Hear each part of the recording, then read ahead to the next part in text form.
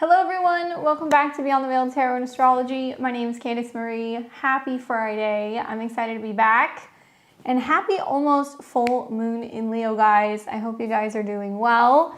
We're going to be doing live readings on the channel this evening. So if you guys are already in the queue, good news is I've got you. But we're not taking any other readings for the evening. We're already full. So you guys got to catch that link when we post it.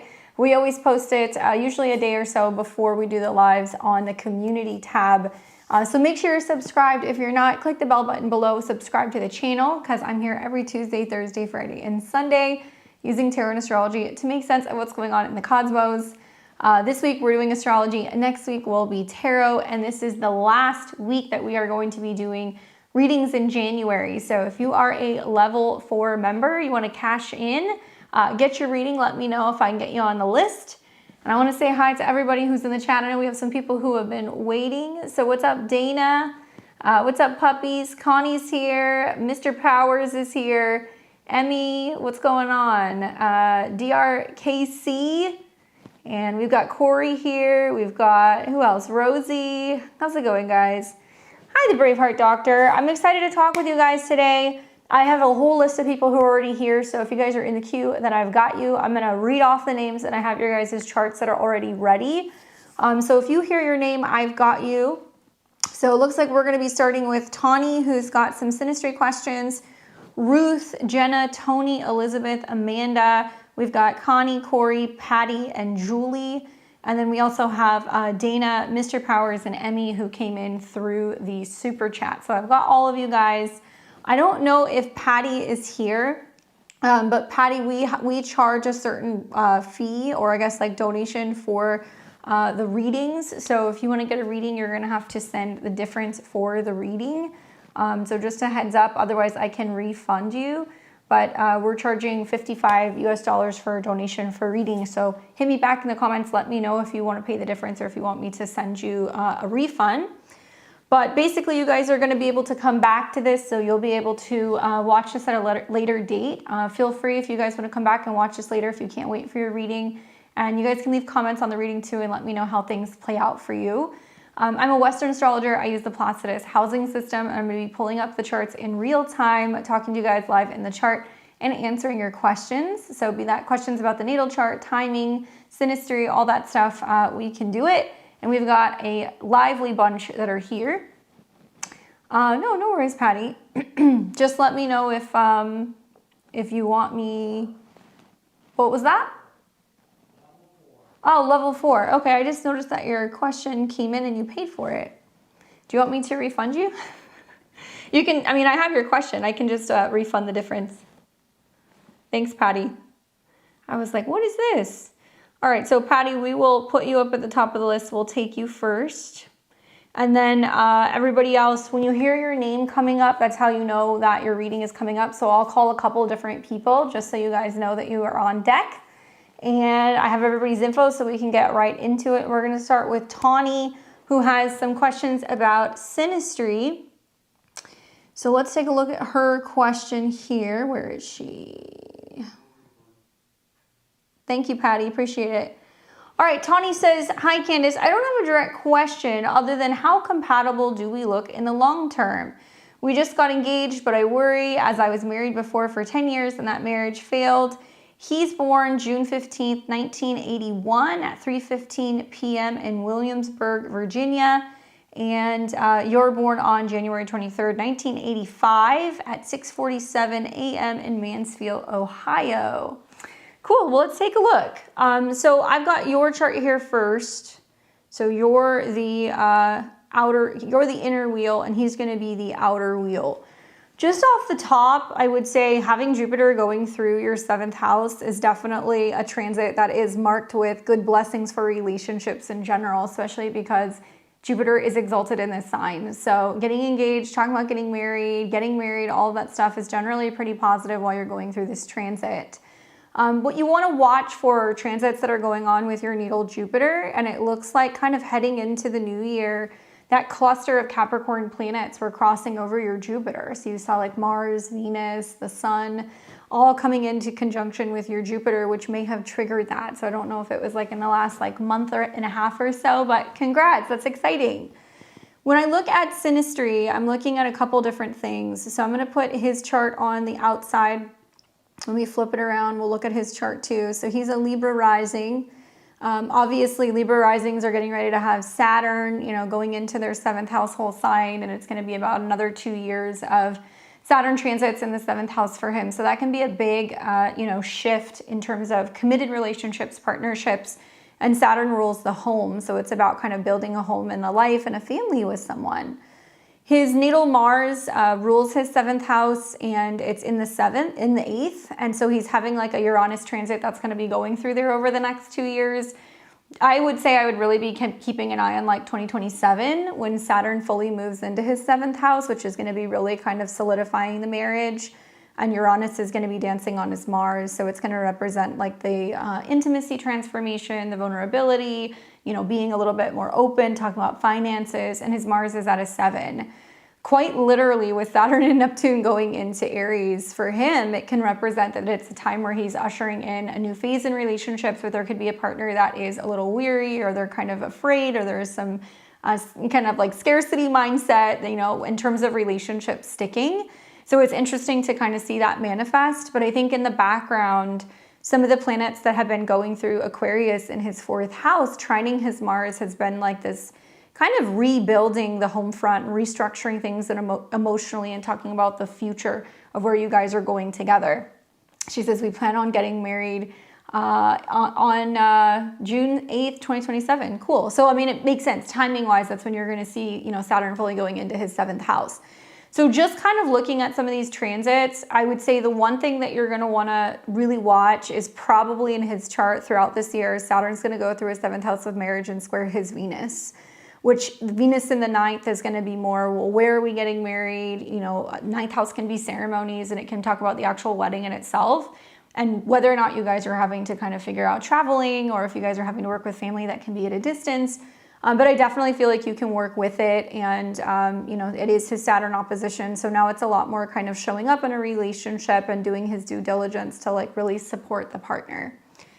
Now in synastry, I want to see good contacts between important Venus and kind of Mercury, Moon kind of aspects. Generally, I like to see planets that are on angles. I also like to see planets that are coming into contact with the 7th house, which you have.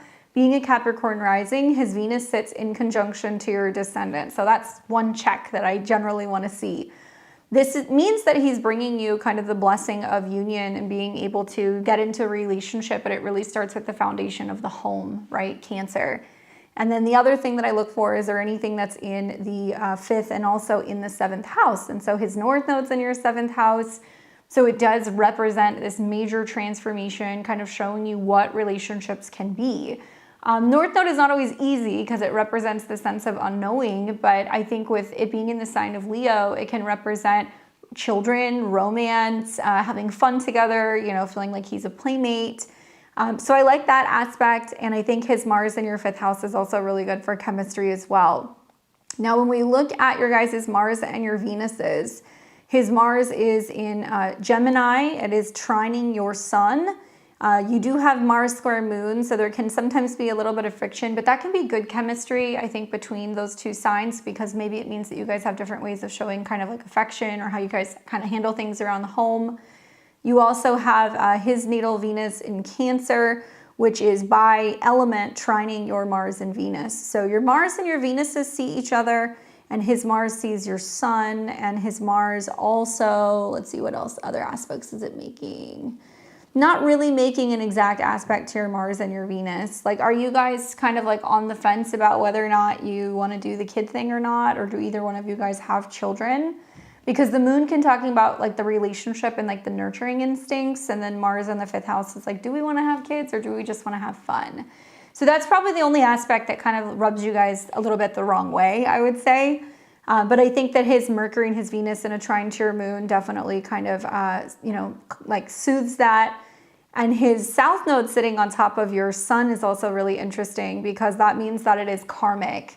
So the South Node Sun aspect I really like, because it does talk a lot about like that person being a a familiar face or a familiar person, right? There's something that feels like very kind of charged with this connection, and it feels like it can be fun. Like this person can be not just your partner, but like your partner in crime. So you guys could be like best friends. And his moon in Sagittarius sextiles that. So I like that. And also it trines his north node in your 7th. She says, we are trying for a baby. So let me flip the charts around a little bit and show you why that makes sense. So when we look at his chart as a Libra rising, he's getting ready to start having eclipses that are going to be in Aquarius, which is going to be in his 5th house. Actually, the one on February the 17th is going to be right on his 5th house cusp. And so that's going to be ushering in a brand new kind of phase for him as a Libra rising, where it's planting a seed and focusing on changes when it comes to romance, dating, but also matters of the heart. So it's a really good time to be thinking about having children because the solar eclipse is trying to usher that in over the next 6 to 18 months. So the only thing I would say about that is that it is going to be squaring Uranus in his 8th house. So it does talk about having to discuss finances and insurance and matters of like intimacy and security. But he's in a really good, I think, transit for that. And also he is in his Saturn opposition. So Saturn and Neptune are going to go into Aries and they're going to oppose his natal Saturn, where maybe there has been some relationships that didn't work in the past, or he's kind of felt like relationships have been very isolating, and now it's going into the 6th house and he's kind of more so willing to do his due diligence to like show up and like he's like ready to initiate this new phase. So that in itself I think is a really big kind of turning point for him because it's going to be a new chapter, and you'll see Saturn and Neptune in his 6th house, his 7th house whole sign, sextiling Pluto in the 5th. So like a lot of Libra risings are going to suddenly start dating again, and then they're going to like meet the one, or they're going to find that they're in a relationship. Now they want to get married and they're trying to have a kid. Now, when I look at your transits with his or your aspects with his, you have like all of the planets that I want to see in the 5th house. So that's really great. Usually moon in the 5th house can signify that that is like a really romantic connection. 5th house can be seen as true love. So having your moon there, he does love you. Having your Mars and your Venus there, it's really romantic. It's a great connection. It can also be great for having children because the 5th house is connected to that. Your sun sitting on his south node, I think in the 4th house means that you're helping kind of relieve him of any like fears or anxieties about potentially having a family or doing things differently. So obviously Aquarius is what's unconventional. Even though he's a Libra and you're going to hear Pluto's going into his 5th, this really tracks more with the Scorpio rising horoscope where Pluto's going through, you know, the 4th house. There's going to be this complete change with the family. It's innovative, it's different. So obviously getting engaged, trying to have a kid, having a kid, then getting married, that is unconventional, I guess, in traditional astrology terms. Pretty normal for a lot of people nowadays. But that makes sense that you're the person who's kind of helping him through that. So like you are his Pluto transit, at least in my opinion. I do notice that you guys do have a pretty close Saturn-Moon contact. Some people feel like Saturn-Moon synastry can either be very binding and very committed, but it also can mean that you know, there can sometimes be some emotional blockages or emotional challenges. Because your Saturn sits in the 2nd house for him conjunct his moon, it means that you're really kind of hoping that he's going to be like responsible and make you feel chosen and make you feel valued and wanted, and that you become part of his identity out in the world, right? 10th house. It can mean that you guys have to have some more serious conversations about kind of finances and like what your values are and where you guys are putting your money or what you guys are going to be buying if you're talking about homes or like starting a family. But I do think that, you know, your guys' Saturns do slightly sextile each other, so there's some kind of softness there. And he also has that Saturn and Jupiter, which Saturn is exalted in Libra. Maybe in the 12th house he hasn't felt so lucky with relationships, but now that it's coming into a trine with Pluto, he's more willing to kind of emotionally open up. All of your planets in Pisces in the 5th house are trining his 9th house, so it does talk about this being like a very significant relationship for him that does change his beliefs about home and family. Also, it's really great for, you know, somebody that you would marry or somebody that you would travel with. And when I look at your nodes, they land in his 2nd and in his 8th house. So it actually means that you help teach him about how to kind of value himself as well. And you can really help him when it comes to like you guys growing and developing assets. You do have some North Node conjunct Chiron aspects. So that talks a lot about healing in a more intimate fashion and also kind of merging finances together to be stronger. And then your South Node sits on his natal Uranus, where maybe he's been a little reluctant to kind of settle down. I think that kind of changed upon meeting you. Both of you guys have South Node and North Node contacts. So that means that most likely this is a carryover from a past life, that you guys are kind of fulfilling something in this lifetime, where you come together, you bridge the gaps in last lifetime, you build a family. And it means you guys are probably still going to have another lifetime together. So that North Node Chiron is saying that there is going to be things that are going to happen in this lifetime that's going to teach each other that you can rely on each other, that you are stable, that you're secure, that you're safe. Then bridging into another lifetime, which could mean that, you know, you guys continue to kind of like reincarnate and I think be with each other for some time. That could also mean that there is a lot of healing that comes through, you know, intimate connection and vulnerability, but also when you go through difficult times, like, you know, Chiron in Taurus or Taurus in the 8th house means that when you lose resources or stability, or maybe you're not feeling so good about yourself, your self-esteem is low, maybe you're dealing with death or loss or grief of some kind, this is where the relationship really gets supercharged and you guys do like your most healing. So I actually like the 8th house contacts because I feel like it's really opening you guys up to have conversations that you haven't felt like you could really have with other partners. Just for like a little like extra here, just to look at your guys' composite chart for when you're talking about getting married. I'm a stickler with this stuff, so we'll take a look. But once you get married, usually when I'm talking like people who are dating or if they're in like committed relationships, I look at the midpoint composite, which is what we're looking at right now. This is the Sag rising with the moon in Capricorn and the sun in Aries. But once you get married, the time and the location and the date of that particular chart now becomes your chart. Your wedding chart is the main chart that I would look at, then the midpoint composite, and then the Davidson composite. So that's just how I do it. It works for me. But I'm kind of laughing looking at this because there's a lot of things going on in this chart that's just like, yes, we want to have a baby, you know? And that's because you guys are getting ready to see that Saturn is going to come into conjunction with your Mercury. So it's talking about, you know, getting the home ready and getting into the relationship and getting the house ready to have a kid and talking to the family about that. And then Saturn's going to hit your sun, and the sun is exalted in Aries. Saturn will fulfill karma, right? And you have your sun at 14 degrees, which is a Taurus degree. It's about growth. So very likely this year with Saturn coming into conjunction with your sun, you guys are going to end up getting pregnant. I would say probably I would be like really trying, you know, you can be trying whatever, but March and April seems to be a really prominent time, and you're going to see that Mars is going to be on your sun at the end of April, and then you're going to see Saturn that's going to cross your sun. So look for when you have like the full moon or the new moon in Aries or Sag. Those would be the dates that you're going to want to watch. And you guys also have Uranus that's going into your 7th house, which means that there's going to be a lot more spontaneous, like short little trips and like talking about getting married or planning the wedding, and like that the kid can come in actually before you guys get everything in order to get married. And that may change something about the dates of when you guys are doing it. So just full disclosure on that.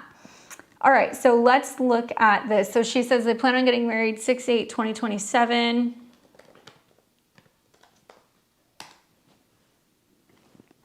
So you guys are going to get married when you have Venus on the descendant. I like that. Sun approaching the North Node. I like that. You've got the moon conjunct Jupiter. Mercury is the ruler, and Mercury is not in a square with Neptune. It's in a square with Neptune, but not with Saturn. So this date might change a little bit. You know, I could be wrong, but there's definitely something that makes me feel like depending on when baby comes, let's just do some math here. Let's say you do find out you're pregnant, you know, in April or May, right? So like you're looking at that and getting really close up to the time that you would get married. I'm not saying change it. I'm just giving you the heads up that Aries is going to be what's going to happen first. And so it almost seems like you might get pregnant and be like, are we going to get married now? Or are we going to focus on, you know, having the baby, and then are we going to get married at like a later date? But you know, it's a moon that's growing. It's after the new moon that you had in your guys' 7th. Venus is there, Uranus is there, but that might be something that's just kind of more like a party that you guys end up throwing, or it's kind of like something a little bit more spontaneous or fun. There's definitely other dates that you could pick, but I'm not going to tell you what to do. I would just say with Mercury square Neptune, it makes me feel like you're going to be like, what do we do with the baby situation? Or one of us going to feel like we're ready to get married if you had just recently given birth. But my opinion is Saturn is saying kid's going to come first. So I would focus on that first. If you guys don't care, or if you're willing to be flexible with the date, then certainly you can make some changes. But it looks like a lot of these things are kind of on the horizon regardless. So congratulations. That's really exciting. I love your guys' all that fire that you guys have in your chart. All right, so we're gonna move to the next person. We've got Ruth, and then we've got Jenna and Tony. You'll have to come back and let me know what happens, Tony. Let me know in the spring if you end up finding out that you're pregnant. All right, so we've got Ruth. You're welcome.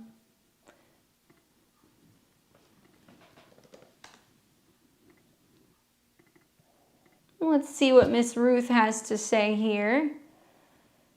All right, Ruth. So you are, I just want to confirm, November 1st, because you were born in Germany. It's not January 11th, is it? Gemini rising. Oh, duh. Okay, so it's definitely January 11th. I had a feeling and then I read it.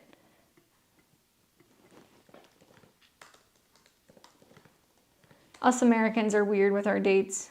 Forgive me. There we go. So we've got Gemini rising, Sun in Capricorn, Moon in Pisces. Ruth says, want to leave my current job behind. I signed up for a 1-year coaching certification. Is it wise to do a costly second certification to potentially earn more money earlier and therefore be able to leave my current job earlier?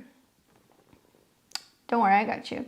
I wonder if it's wise financially to pay off soon. It's pretty much a full body yes to do it, but financially it's quite a stretch. When are you already in the program, or is that something that you're getting ready to start? So I'll wait until you give me the feedback, but a couple things that I'll say off the bat. Right now you've got the North Node conjunct your Moon, right? So it definitely makes me feel like, looking at this, that you are more than willing, or have been recently, to pay, and emotionally it feels right for you to go into some program where you're going to be learning, because intuitively you're getting these hits that are like, I'm supposed to be doing this, I'm supposed to be doing this. And Jupiter's about to go direct. So you may be surprised with Jupiter going direct in March that there is going to be some financial leeway or support, or things might change, making you feel more comfortable to do another program. So I look at this and I'm like, you could look at this a couple different ways. One is you're going to have a retrograde that's going to happen here next month, where Mercury, your chart ruler, will go retrograde in the 9th. Technically, it's your whole sign 10th. So a lot of Gemini risings are going to be like, am I changing jobs? What am I doing? What's happening? But it's actually going on in your 9th house, and it's going to meet with Venus. So it's about you kind of thinking about this, going, all right, realistically, how quickly could I make money? What are some things that I could do to set aside? What changes am I making, either with my extracurriculars and the spending and the stuff that I have that I could save or I could cut, to put forth towards another potential course. Even if you decide not to sign up for the second course yet, and you decide to wait, it looks to me like there's going to be another window that you would go back and then actually decide to probably do a second course. That'll probably happen once Mercury starts going retrograde in your 2nd house of money, and it's making some trines to your Moon. This is going to be at the end of June going into July. So I don't feel like you have to, cough up all of the cash to pay for the second one right now. I would almost rather you wait and you go through the Mercury retrograde in, end of June going into July. You wait for Mercury to start trining your Moon, and I don't know how long you're going to be in the first part of the program, but to me this looks like you're going to feel more confident making the decision to invest in the second program, doing it at that point of the year. It would have to be next year, because it only starts once a year. Okay. So the other option, just to be fair, is that you have the eclipse that is going to be happening in your 9th house, and it's squaring Uranus. That's the one that's going to happen in February. When does the class start? This is the one that I'm looking at. So this is about starting a program. It's going to square Uranus. The Moon rules money. It almost looks like it's going to be difficult to be able to swing something that's going to be like, getting payments or funding to be able to do, the second one now. The class starts now. Okay. Well, I'm going to err more on the side of conservative on this one, because I can see that if you try to swing it now, you're going to feel like the money is going to be very tight in the immediate, like next month and a half. Not that you couldn't do it, but I feel like it's better for you to at least be looking at putting money aside and saving, and then seeing if you could potentially get, like, if they do, let's say like an early bird or something, or they tell people over the summer, hey, if you sign up early, we're going to give you a deal, because some of these trines to this part of your chart indicate that it's going to be more affordable for you, and it's going to be smarter for you to start making the decision to be doing it mid this year on. Now, if they're not taking anybody yet, then you're going to see a second eclipse that's going to come through. That's going to be in Pisces right here on August 27th, and it'll be on your north node, and this is going to be trining Mars, which means you're going to go, yes, I want to take it. I would almost ask them and see if they do anything like, you know, do they offer scholarships? Do they give some people, you know, some kind of rate reduction? Do they give opportunities to pay in payments? Is there going to be an early bird? Because obviously sometime between the end of July and August is going to be much better timing for you. And even though I know you're not crazy about the idea of waiting, I would be cautious, because both of these retrogrades make me feel like it's going to be too much for you to take on. And I also want to see what happens after that eclipse, and you see whether or not you like the program before you're signing up for a whole nother year that you're paying for without being able to like fully get into it yet. Because it doesn't seem like it's like registering and it's like tracking with some of the dates. There is an early bird right now in a payment plan. So, you know, expect that some of those like the fine print on that, like you want to read that very carefully. And if you do decide that you want to do it, and if you don't have to have it paid by a certain like date this year, great. But know that we're coming into Mercury retrograde pretty soon, which means you're going to sign up for something and then you're going to be like, wait a second, do I like this? Because it's going to retrograde in your ninth.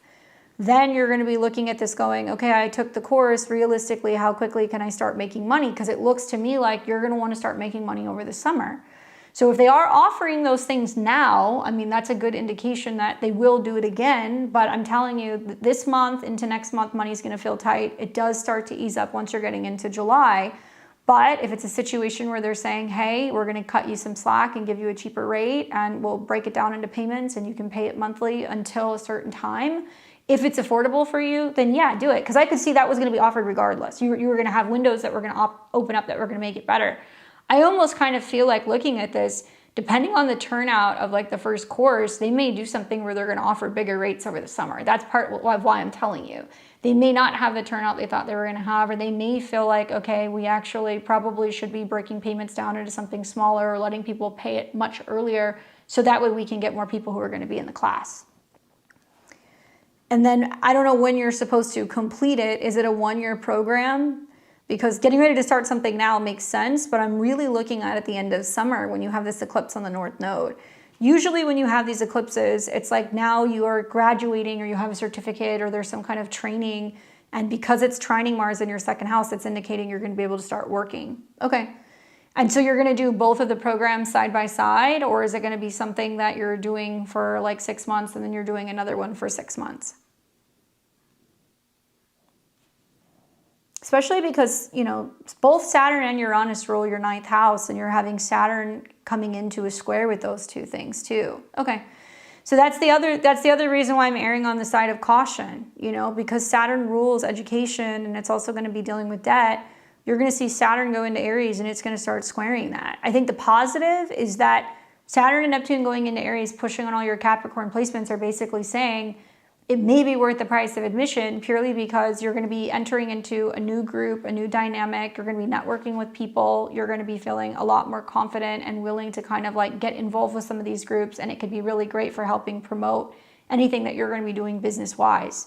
Ultimately, at the end of the day, we need to see something positive that's happening with your moon for you to make money. That's the reality of the situation. And it looks like you've already made the right decision with the North Node Moon conjunction natally to invest in education, and your intuition is being like, yes, this is what you have to do.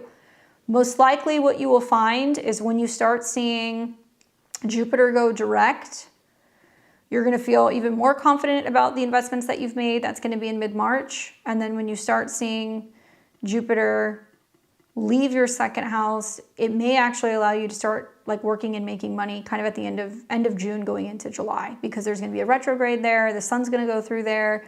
and then you're not seeing that the node is impacting your moon any longer, so it's going to open up your resources.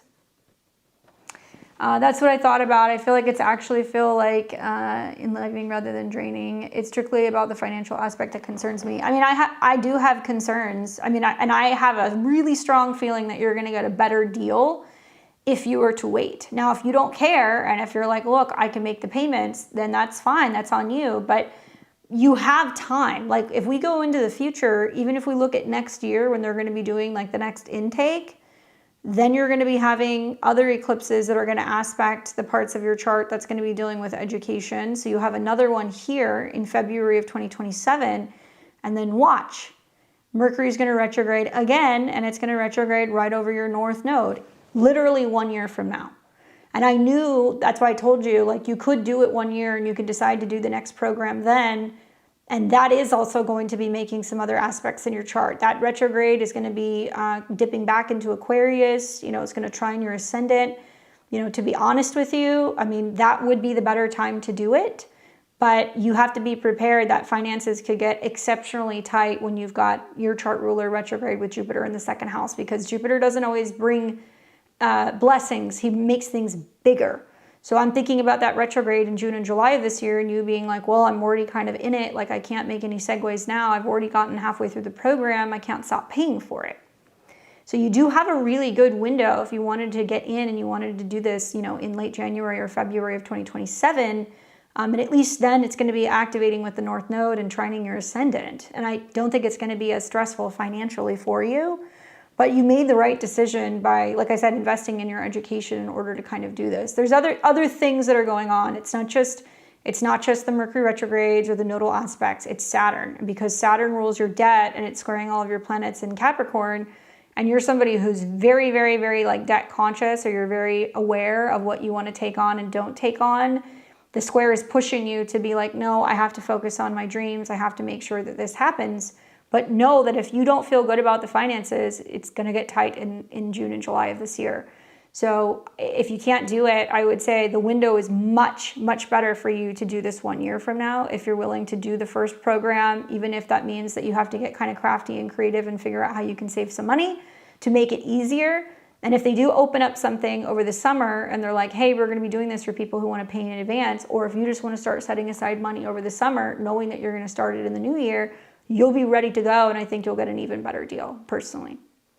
But I do think you made the right choice going into that program right now. But I don't know, with Uranus coming into a square with your moon, I don't know if I would, try to take on too much at one time, because it does look like it could bring you a lot of stress and like some lost sleep in the 12th house if you're feeling like you're taking on, 2 tuition payments in 1 year. That's just kind of what I think. Definitely talk to them and see what they say, because even though they're offering something, I have a really strong feeling that they're going to be offering an even better deal, or they're going to start promoting it over the summer. The other option is like the Mercury retrograde going through the 9th. I mean, you could be like, look, do you guys do any like sponsorships? Do you guys do anything that's going to be like scholarships? Do you do anything for people who need student aid? Do you have anything where people could assist, faculty that would be willing to get a discount on tuition? You may be able to negotiate and talk to them about that, right? That's something else that you could try doing over like the next month. Come back and let me know what happens, Ruth. I'd rather err on the side of caution with that one, because it does look a little tricky. All right, let's go back. Let's take Patty, and then we're going to take Jenna and Tony. What's up, Patty?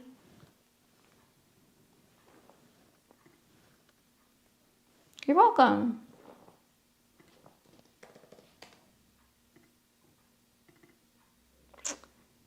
Let's see. What does Miss Patty want to know? There she is. All right, 7973. I keep hearing about how crazy things can potentially be between February and July. With everything going on with Mars, Pluto, Saturn, and Neptune, what can I expect? All right. Well, yeah, things are going to get pretty crazy there, Patty. There's no real candy coating it, and you've got some planets that are in the direct line of fire. So let's break this down so it's a little bit easier to understand. So basically, it's going to get crazy because we're going to see this bisextile. So we're going to see Pluto that's going to continue to go through Aquarius, where it's still in your 4th house, changing and transforming things for you emotionally with your family and also kind of on the home front.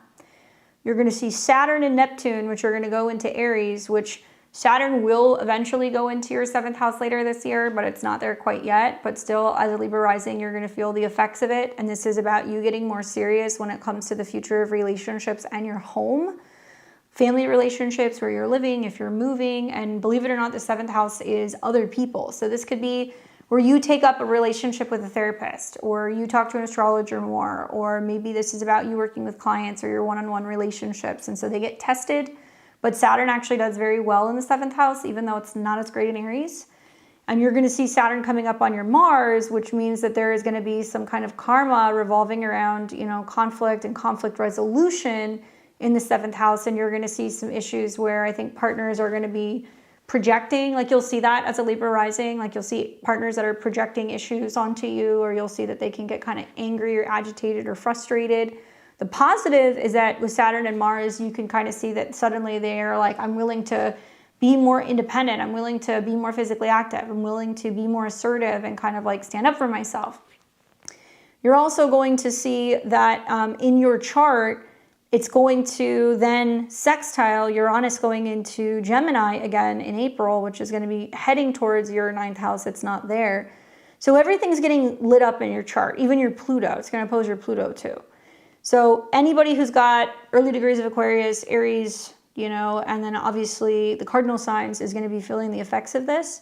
So it's a bunch of unusual astrology that's happening at the same time. So, you're wise enough to know, to be able to think back to what happened during the last time you had a Saturn transit that was going through your 7th house. That was in like the mid to late 90s. So you're going to have to put on your thinking cap for me. But the last time that Saturn was there was right around here. So I'm looking at like 1997, 1998, okay? There were other things going on in other parts of the chart, but just specifically in terms of what was going on with relationships, that's a time that I want you to think about, and think about what happened. Did a relationship start? Did a relationship end? Did you take on a business partnership? Was this a time where you were starting to think about committed relationships? Was there a major defining moment in relationships for you? Because you're going to see some similarities there. And what I like about the last time that this happened is that this was in a sextile to Uranus. So it's kind of similar aspects to Saturn sextiling Pluto, right? Now it looks like before it goes into your 7th house, the first major aspect that it's going to be making is the Saturn-Neptune conjunction in February is going to oppose your Pluto. I'm a Placidus user. I'm not a whole sign user. But I would look at this from the perspective of, all right, you're a Libra rising. You've got Pluto and Uranus in Libra. Obviously, you've had a lot of intensity when it comes to relationships, right? Sometimes there's a feeling of like power struggles in relationships with Pluto and Libra. You really like your freedom. You like your independence with Uranus on your ascendant. You like to kind of do your own thing. And you've got Mars in opposition to Uranus. So you have people that kind of trigger you or kind of, make you kind of realize that you have to stand up for your freedom, or that sometimes you have to kind of advocate for yourself. And it's conjunct Chiron. So not only are you going to be having, Saturn and Neptune opposing your Pluto, where your spidey senses are going to kind of tick up and you're going to start to realize what relationships are draining and are not worth going into, or if there's trust issues in relationships, or if you're dealing with people who are like crazy. The first 10 degrees of the 7th house is going to deal specifically with opposition, right? So like, I'm Libra rising too. So I already had the transit start this year, and I've definitely seen a lot of that. And really, it's been a lot of people who get angry, right, Aries, and then they project things, 7th house. It's like a mirror. With Neptune being there, there's a lot of like, where do I start and like, where do you begin? So you have to be careful for relationships that can be codependent.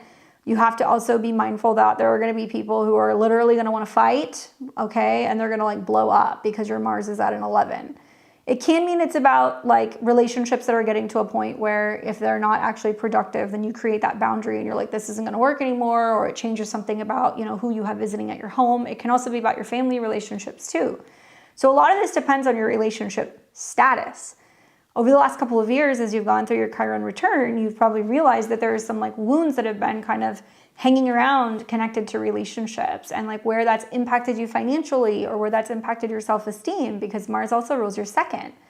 So you're done with your Saturn, your Chiron return, yay! But that was almost the precursor for what's going to happen over like the better part of like the next 2 years, as Saturn is coming into your 7th house. Now, not only are you going to see that, but Saturn's going to get all the way up to about 15 degrees this year. So, okay, it gets really crazy February through April, especially because you're going to see the Sun go through the 7th house, Saturn go through the 7th house, Mars go through the 7th house, and they're all going to be meeting with Chiron. So you have to watch out for attracting people that are like wounded. So it'd be a wonderful transit to, you know, potentially be working with someone who could maybe more or less give you the opportunity to like, you know, work with you in a one-on-one way, like as a therapist or as a healer or like as an astrologer, like somebody who's going to teach you like, hey, you've had these experiences in relationships. So that way you learn a lot about yourself, and then it teaches you how to choose kind of like the right people. It will calm down after April. Saturn will go into your 7th house, and it starts moving away from your Mars around June, but then it starts coming into a square with your Sun. So the 4th house ruler, Saturn, this represents home or the past. 7th house is getting things out in the open, dealing with it. And then the 7th house square to the 10th means that relationships are somehow going to play a huge role in changes to your career or your status. So it could be things like changes with your one-on-one work relationships, or changes where a partner's coming in and they're helping you somehow with work or your career, or you're working with like a job counselor, or you're working with someone in HR. That could be another way that that can kind of materialize.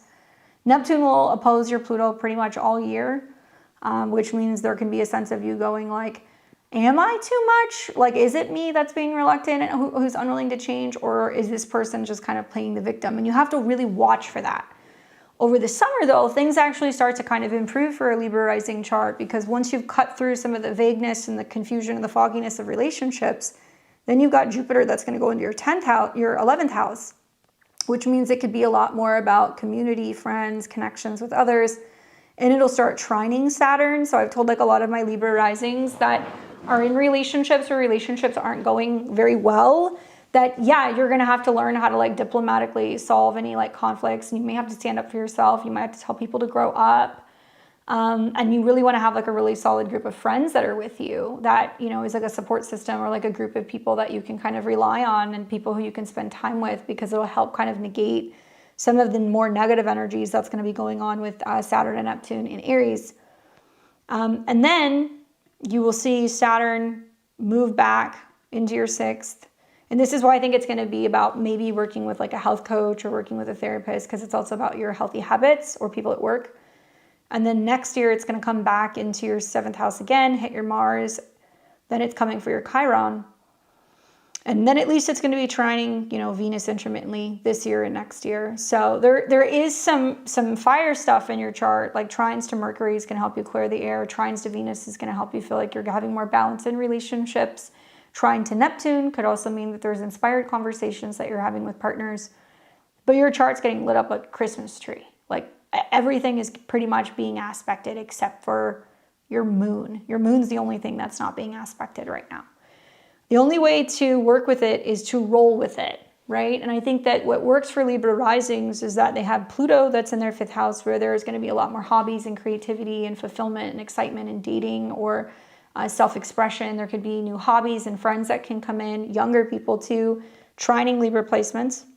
And then you're going to have Uranus that's going to go into Gemini, that's then also going to start trining Libra placements, and it's going to start trining Pluto. Like, a lot of Libra risings are going to be like, I'm over the relationship like drama, like I'm ready to leave them behind. And if that means that I'm just going to take space from them and I'm going to travel, or I'm going to date other people, or I'm going to be going back to school, or I'm going to be joining kind of education groups, it really, it's good with all the air energy, because it's helping you keep an open mind and not feel so kind of like rigid and stuck when it comes to relationships and how relationships should be. And Saturn is trining your chart ruler this entire next year into next year, this 2026 into 2027. So that's also, you know, helping you when it comes to, you know, relationships that can strengthen your professional kind of standings, or can make you feel more secure when it comes to love and family.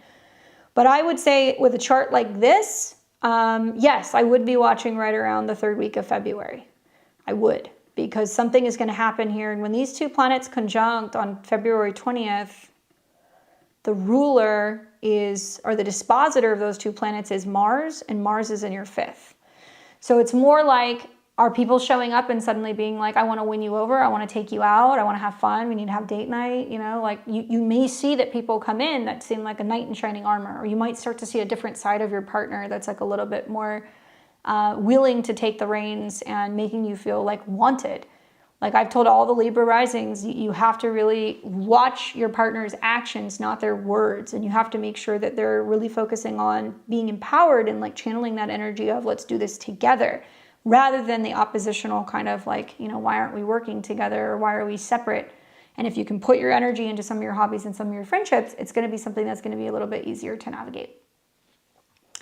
Hopefully that's helpful for you. Career certainly looks good with some of these transits that are going on with Jupiter in your 10th house too. It's a lot of what do I need to scale back on out in the world, and how do I focus more on my partnerships? And you'll see 7th house people that will kind of come in and guide you throughout the year. So watch for that. All right. We have got, let's see, we've got Jenna, and then we've got Tony and Elizabeth. Oh, there she is. I recently ended things with my on again, off again, and I feel so done with romantic relationships. I feel in my gut this year I want to travel more with friends. Some Libra risings with Saturn and Neptune will meet older foreign men too. You'll meet them by water, or you'll meet them like near boats, or you'll meet them like where you're like going places. And like when people come in, you're going to be like, oh, I really don't know if I want a relationship. Like, I don't know. I've just been through it. And then you're going to have people that are going to be like, why are you running away from me? You know, just watch out for people who have codependency issues. But I think that I have never seen, like a Saturn 7th house transit is kind of like a Saturn-Venus transit. Like it can mean that one relationship goes out and another one comes in. You have Mars in your 7th. So it means that you need somebody who's going to fight for you, and somebody who's not going to be threatened by the fact that you have Uranus on your ascendant, that you're like, I got to travel, I got to be spontaneous, I'm doing me. The one that wants you will literally hunt you. Ones that act weak are not for you. So do not put anybody, you know, before your own needs. Go and listen to some of these kind of like air impulses that are coming in your chart, and you'll find that relationships will actually fall right into place. Good luck. It sounds like you already know, and good luck on the next leg of the journey. All right, so we're going to have Jenna, and then we're going to have Tony and Elizabeth. Thank you guys for your patience. I appreciate it. Jenna.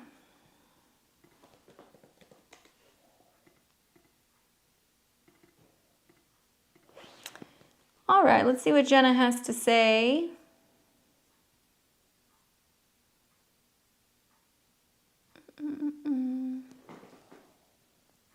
Where is she?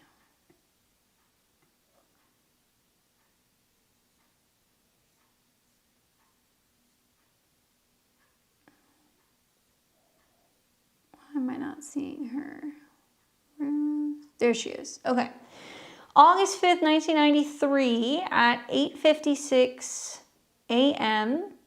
in Atlanta. And she says, do you see anyone coming into my life soon based on my astrology that's worth dating? Like it's all like end all be all. I've had really, really bad luck with love and partners, wanting a good solid man and relationship. All right, girl. Well, I think thus has been the life of a lot of Virgo risings in recent years. So let's look at your natal placements just for starters. If we look at your 7th house, it's Pisces. It's at a 7, so that works in your favor. Moon's there, so that can represent a lot of like changes that can kind of be happening and going on with relationships.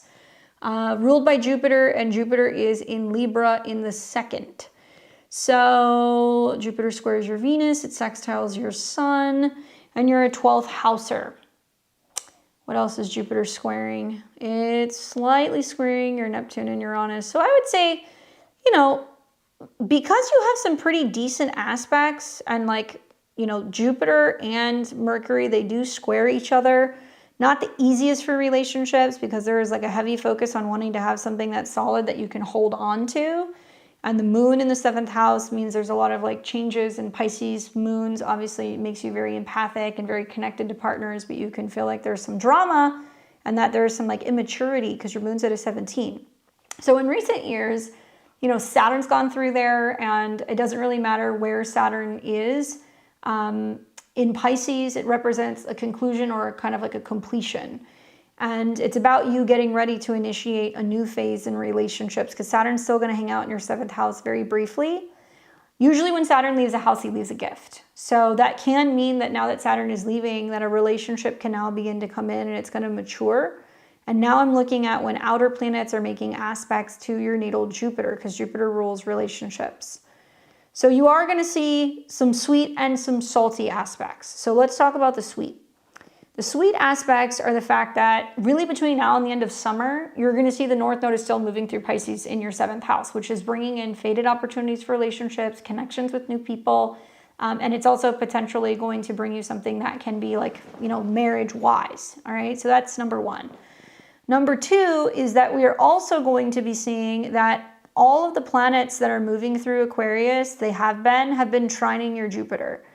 Really, this is a chart looks like it's been more focused on health and work recently, and like your routine and bettering yourself and figuring out what you can do to like work out, take care of yourself, get on a schedule, be occupied, and invest in yourself while you're preparing for a relationship to come in. Now these are quick moving transits, but that's kind of where you've been. You're also going to see this year that Pluto is going to get up to about 5 degrees. So now Pluto is starting to trine your Jupiter. So that will also open up relationships this year and really until like 2028. And Uranus in Gemini is also doing the same thing. So you're going to have outer planets that are trining your Jupiter. So that's like opening you up, making it possible for you to be able to make more time for relationships, maybe be changing your status. So that's a good sign.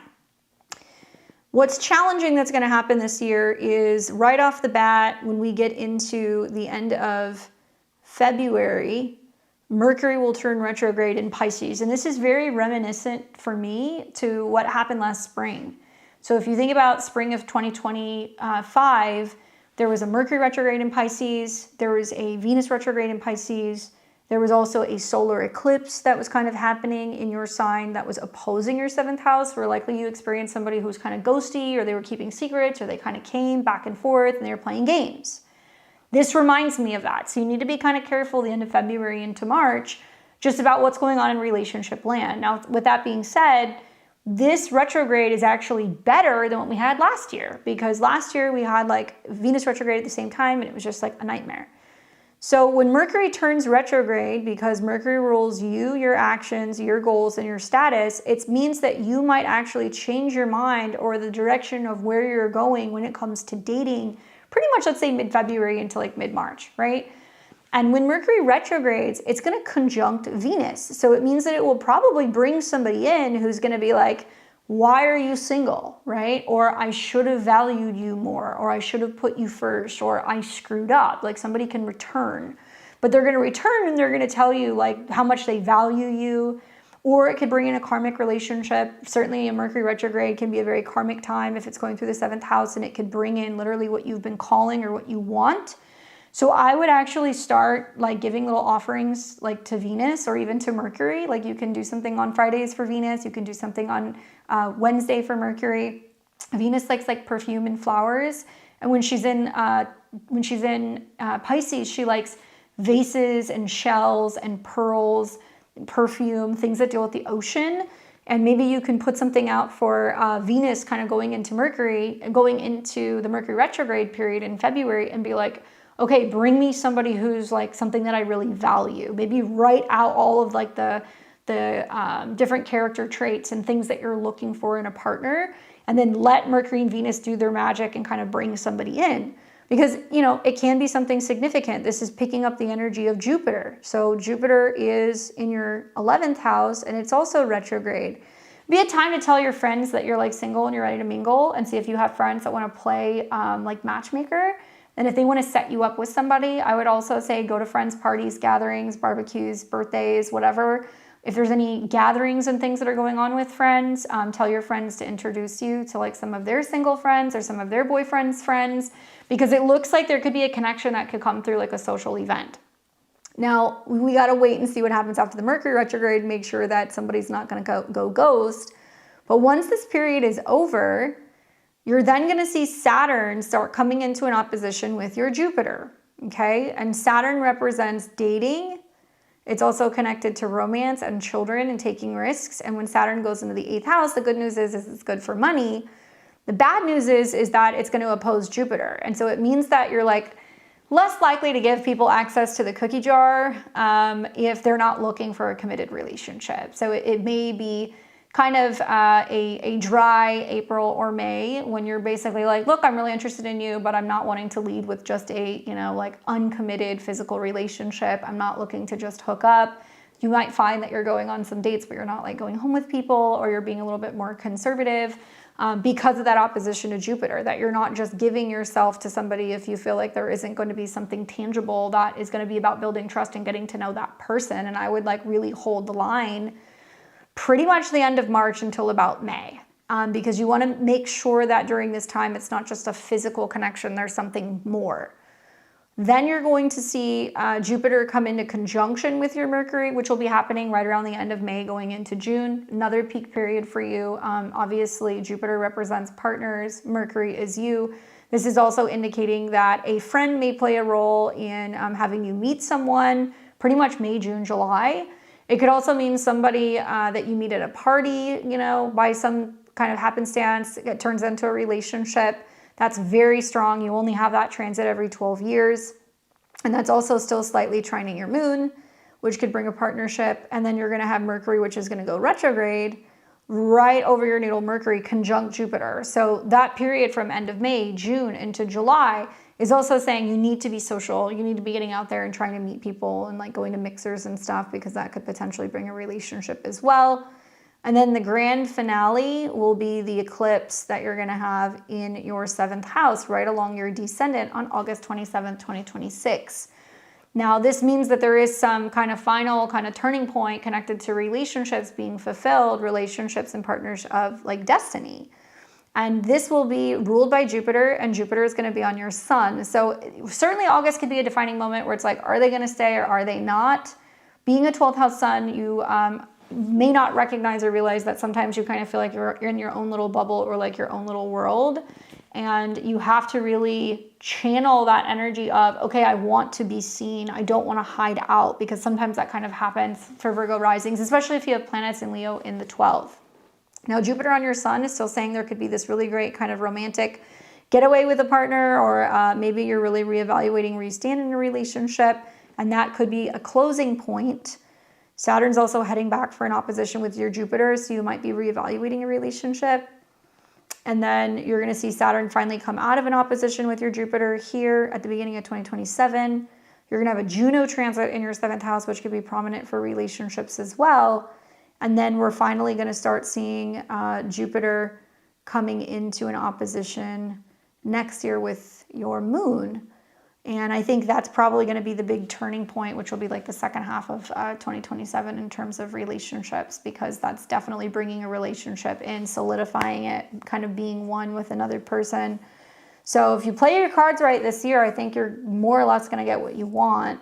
The sun and the moon don't see each other. I don't know if you've ever spoken to an astrologer about that, but you are the sun by ego, and then your emotional body is the 7th house. And there is like a tendency to kind of want to retreat and hide. And like partners are kind of like, wait, what's going on? Because they don't see each other. They create an inconjunct or like a quincunx to one another. Progressions can sometimes show you a little bit more, and it can show you like what's going on with your progressed 7th house. And that's something else that would be worth looking at. So it looks like your Libra rising. Yeah, see, look, Saturn and Neptune are about to go into your 7th house. Ruled by Mars. Jupiter's going to hit your Venus. And Saturn and Neptune are coming into opposition with Jupiter and Mars. So it's mirroring the same thing. This year is going to be a lot of like, I want somebody who's going to kind of show up and take the lead. That April, May period about maybe a long distance relationship or feeling it out before you make a big decision. And then Saturn finally comes out of an opposition with these two planets, and things actually look quite strengthened in the love department, especially as you're getting to about spring of 2027. So, I mean, the progress chart is saying a lot of the same stuff. Probably the best thing, though, is that you're going to see Jupiter is going to hit your progressed Venus.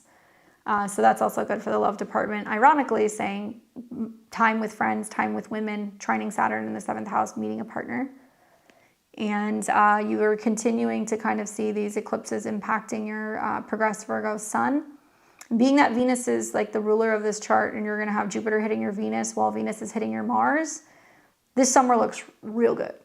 So I think that it's been rough in recent years with some of the eclipses. I've heard from a lot of like Virgo risings being like, I don't understand, there's eclipses in my 7th house, like Jupiter's in a good sign, why am I not meeting anybody? Because you have to go where Jupiter is. Jupiter's in your 11th. You have to go to the backyard parties, the barbecues, like the get-togethers, the gatherings. You have to let friends and family introduce you to people.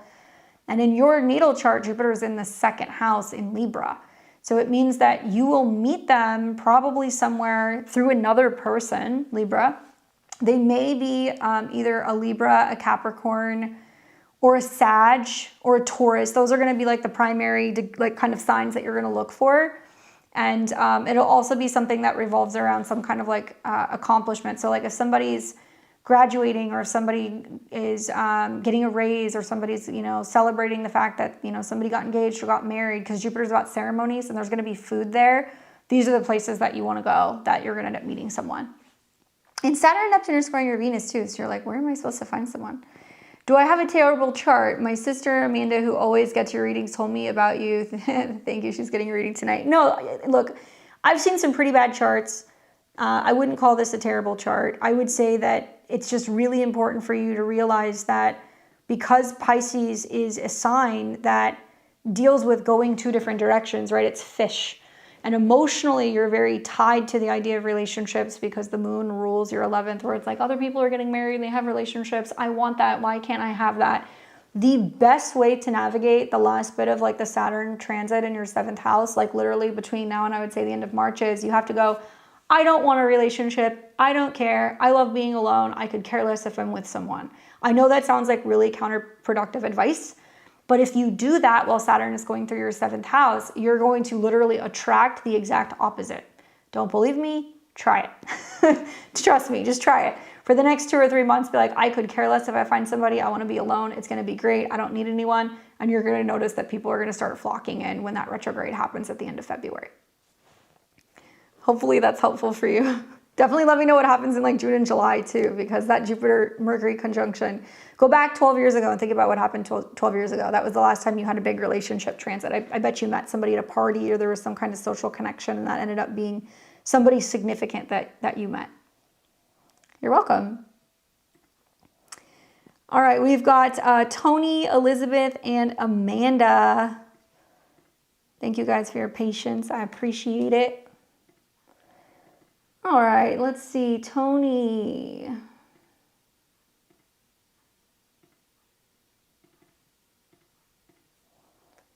All right, so we've got Tony here. Let's pull up their question.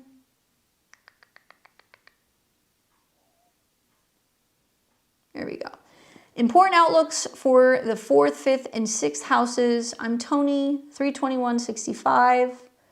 8:49 p.m. in Waco, Texas. My, a 29-degree Libra rising.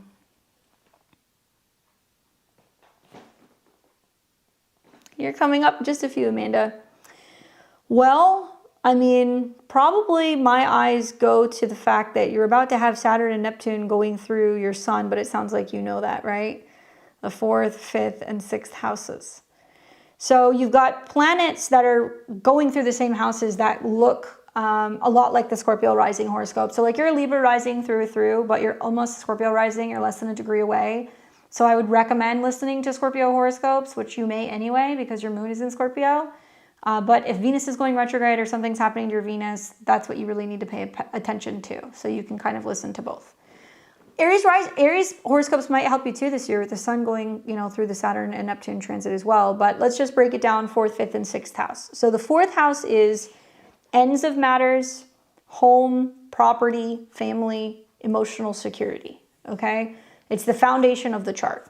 So knowing that you have a heavy-hitting planet, Pluto, going through there means that it's about to clean the house. And you have probably felt that for the better part of the last 2 or 3 weeks as Mars, Pluto, Venus, the Sun, Mercury have all been going through there, boom, boom, boom, all hitting your IC.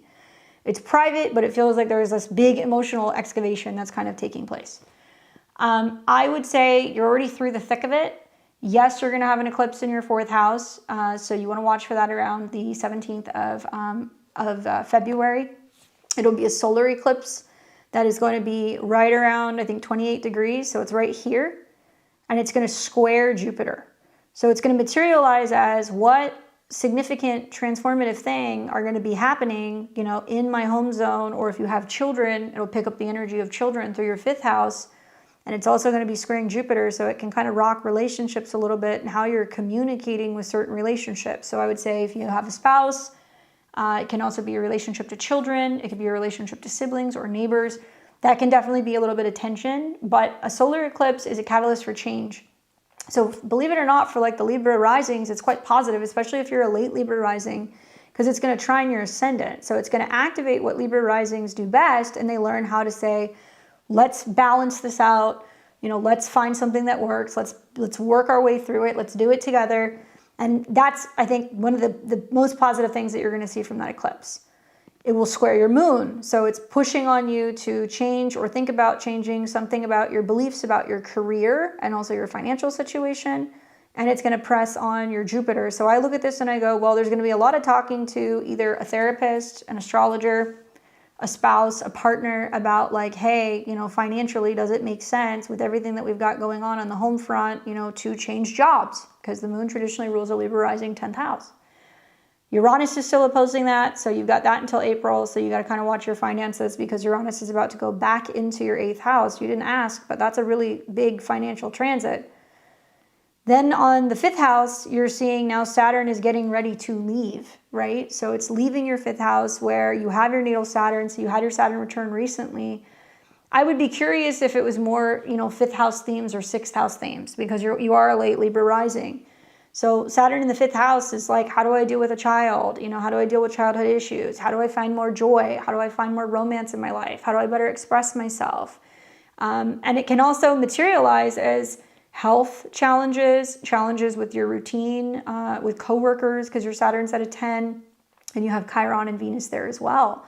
So, you know, sisters are going to be more Jupiter. So maybe it's about how you're communicating, you know, having family at the house and the financial or emotional kind of feeling strapped for taking care of people, and you're questioning whether or not it's smart to change your job. I could see that.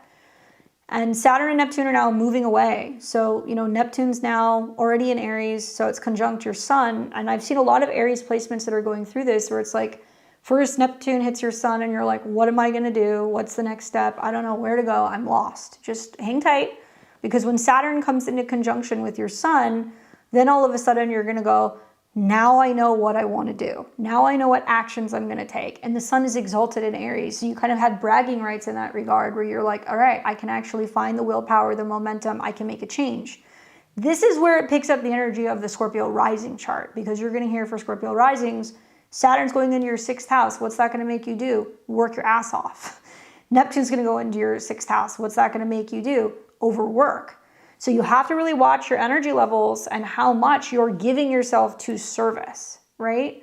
So service is the first kind of focus, you know, as you're looking at this area of your chart. So who are you servicing? Well, Saturn could represent a family member. Neptune could represent, you know, taking care of them, cooking, cleaning, you know, taking care of siblings. And it can mean that there could be some more kind of direct heart-to-heart conversations being like, look, you know, you can be here, but I need you to pull your weight, or I need you to help, or I'm not going to be able to be here all the time, or, you know, this is what I need you to do because I've got some changes I have to make with my schedule or with my work. The positive is that I think that if you're looking for a new job, Saturn going into the 6th house represents your willingness to say, okay, I will roll up my sleeves. I will go and find something. I know it's going to be maybe something new, something more physically active. Maybe it's going to be something where I have to be a little bit more willing to take risks and do something I haven't done before.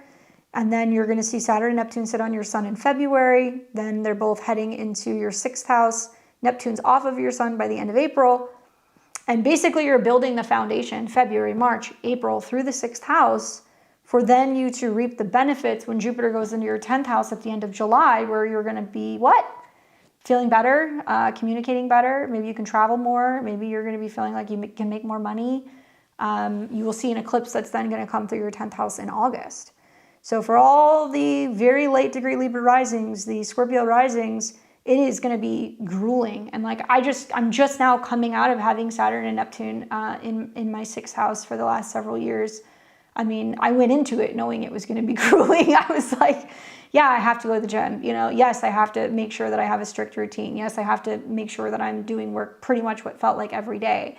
Now on the other side of it, now that I have Jupiter in my 10th house trining, I'm looking back and I was like, look at all the stuff I did this year, you know, and it was just crazy that I was able to, you know, do some of the little projects that I did and then get another, you know, project up and running and then also make major changes with my health. But now that it's leaving, I'm like, yeah, I'm still definitely working way too much. So it's finishing off, going into my 7th house where now I'm creating boundaries and I'm not taking on as many clients, but I am a Scorpio. So it's picking up the energy of the Scorpio chart.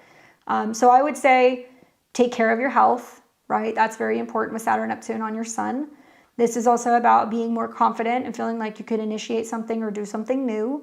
I don't know if you have a client-based business. I don't know if you're more creative. I don't know if you potentially do something that's going to be more health or fitness or, you know, organization related.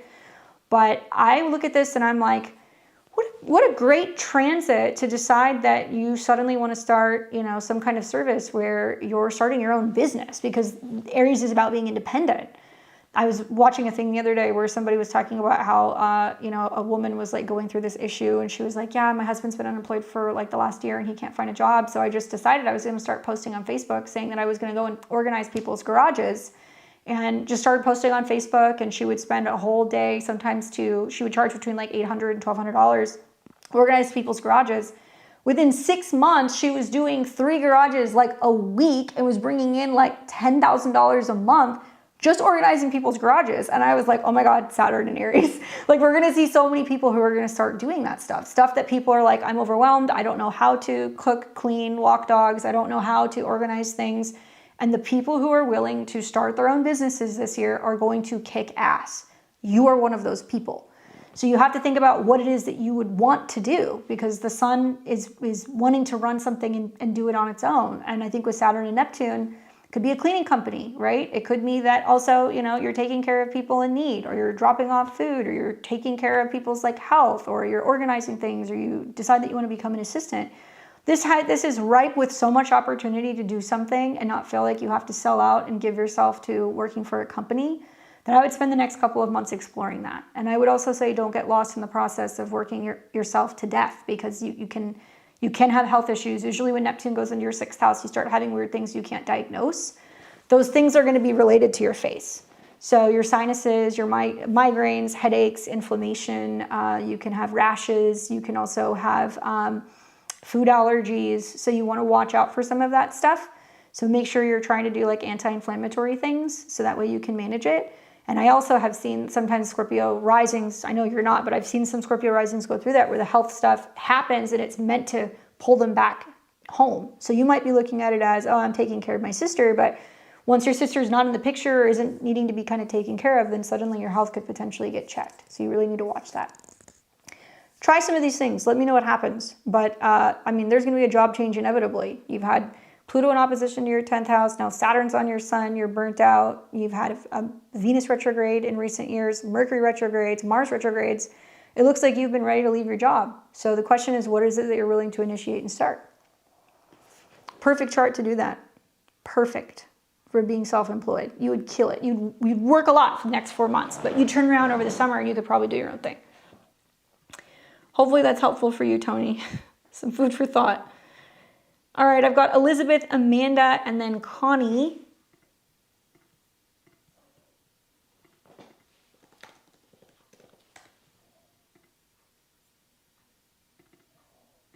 All right, let's take a look at what Elizabeth has to say. November 10th, 1983 in Lexington, 7:23 a.m. Last few months, a long friends with benefits situation ended September 16th, and he ghosted again. No closure, no apology, but for the best. And my rescue dog passed on October 12th. My buddy for 12 years. I guess I want to focus on the future through April, especially as always, appreciate your thanks. You're welcome. Man, that sounds like just a lot of things that have hit all at one time. I'm sorry to hear that. Well, the ghosting. Venus rules your 7th house, right? So your Venus is in Libra, good placement for Venus, but Saturn and Neptune have been in opposition to your Venus. And that basically means as these two planets were heading into your 5th house, where you're like, what do I love? Or, who's going to love me? Or what's going to make me happy? Left you high and dry, kind of questioning where somebody went and why'd they go. I would be kind of careful just in the immediate next couple of weeks, because that aspect is going to briefly come back again. So you are going to see right now Neptune's already in opposition to Venus. You're going to see next month Saturn's going to join mid-month. You're going to see them start coming out of an opposition with your Venus here. And then it's going to start to kind of improve. So things are starting to look a little bit better, let's say right around beginning of April, maybe mid-April. Neptune will retrograde back and oppose Venus briefly, but it's not going to, it's not going to oppose for too long. And the other transit that you had going on, you said it was September 16th, is Uranus is in conjunction to your Chiron, right? So that means there was a lot of static in relationships, and something where there was some dramatic reversal in a relationship and not communicating, creating a wound. And this was trining Pluto, so that could have brought up some like emotional, existential kind of like crisis. And this is also when Venus was, coming out of a square with Uranus, or coming into a square with Uranus. And then Sun and Mercury were in opposition to Saturn. So, I would say with Saturn and Neptune going into your 5th house, it's about approaching dating in a very different way. And it's going to be about you going, what is it that I desire? How do I want to feel? And a lot of it's like having to become the person that you would want, and like going on dates, taking yourself out, buying yourself flowers, things that sound silly, but these will actually help negate some of the heavier feelings of who's out there, when am I going to find them? Also, I think for a lot of Scorpio risings with like Saturn and Neptune going into Aries, just in general, it's a lot of pets having issues, right? Whole sign 6th house is pets. And it looks like you've had Chiron that's been dancing on that cusp as well. So it's about kind of the pain of, an animal or a service animal or a buddy that's at your side in old age and kind of illness. That can also do it. Saturn and Neptune have also been in opposition to your Mars, and you've had eclipses there too. So that was also kind of suggesting there was going to be some potentially unfavorable things that were going to be either happening with pets or with health. Believe it or not, the pet passing might have been something kind of like karmic that, kind of blocked you, unfortunately, from having a health issue. She said, I feel like the universe did me a favor. My dog was 14 and suddenly had to be put down. That's tough. I've been there, done that. That is not easy. And change usually comes in threes, right? So it's like you'll see the change with the relationship, you see the pet passing, and then suddenly there's something with your home or with your family or with your job. So I don't know if there was like a third strike, but I would say you have some of these transits that are coming back to some of the same places. I would look at some of the oppositions to Saturn and Neptune, although it's been very painful, as an opportunity now that those planets are coming back into the 5th house of where some of these events took place. I would be really focusing on tapping into the eclipse, which is going to be on your IC. So to me, around February 17th, this is like an emotional clearing, and it's about like reorganizing your home, moving some furniture around, thinking about where you want to live long-term, what you want to change, what you're going to be kind of decorating, if there's going to be stuff going on with family. And you'll see that unfold over like the next year or so. And then I would say you want to be getting ready to approach dating in a different way, right? You're going to see Mercury go retrograde predominantly in your 4th house at the end of February. So that's more about kind of changing things up with healing past relationship stuff. Could be that people from the past come back to you, or maybe you're deciding whether or not you want to get back into dating. It is possible somebody can come back, especially because Mercury is going to retrograde into conjunction with Venus.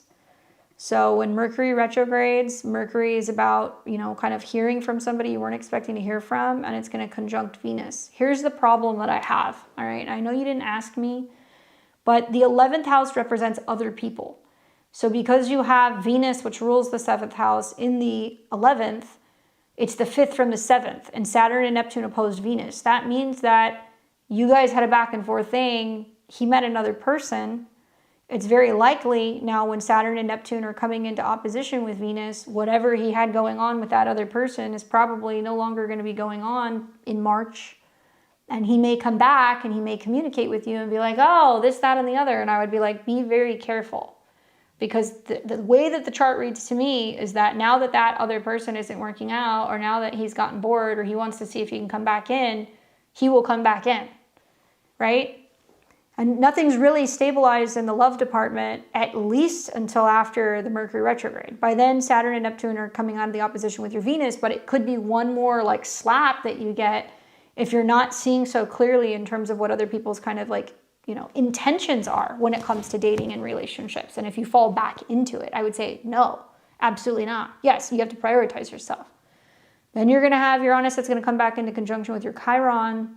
So that can also be bringing in people who are kind of wounded, although it could bring a healing relationship as well, especially at the end of April. And then you're kind of off to the races and things get a little bit better. Pluto's still trining your Venus. You're going to have Uranus that's going to be trining your Venus. You know, I'm more inclined to say try to bring somebody else in. And if you really use that February, March, April time to be like me, what I love, like building up my self-esteem, making myself feel good, then when you start seeing these outer planets that are trining your Venus, you're going to be like, I'm really glad that I moved on and it brought potentially a better relationship or a better partnership in, right? And you'll still have eclipses that are going to be in Pisces, right, later in the year. So that's the other way of looking at it, is that you're going to have eclipses that can still be very much like romantically oriented. You're also going to start seeing Saturn in your 5th house sextiling your North Node. So I actually think that it's just this one last little squeeze, February, March, April, and then you move to the next one, right? You got a new dog on November, what did you say? 28th? Usually with those transits, it's like, yeah, oh, that's so cute. That's right when Mercury was retrograding over your ascendant. And Venus was there too. And Mars was conjunct the South Node. So this was about fulfilling something that was, it was not a replacement. Like you can never like replace a dog, right? But it was kind of like that feeling of, okay, something else is coming in. And this was starting to trine Chiron. So that's good because you really needed like some kind of like companionship aspect with these placements. That's wonderful. That's really wonderful. I think that I would be looking forward to what's to come after April. And if you can be more self-focused, and if somebody comes back around or if he returns, I would be like, no. Because unfortunately with Venus being in your 11th house, you'll date people who are kind of involved or taking up with other people, or sometimes they'll, you know, kind of like flutter off. And I would be very clear in communicating with somebody that you're like, nah, that doesn't really work for me. It's one thing if you want to be dating, but tell me that you're dating. Don't be in and out. And usually you want something that's going to be more defined in a relationship. And with Uranus trining that and Pluto trining that, it's time to really communicate what you need in order to feel secure in relationships, so you're not playing like the guess who game. Hopefully that's helpful for you. All right, we have got Amanda, Connie, Corey.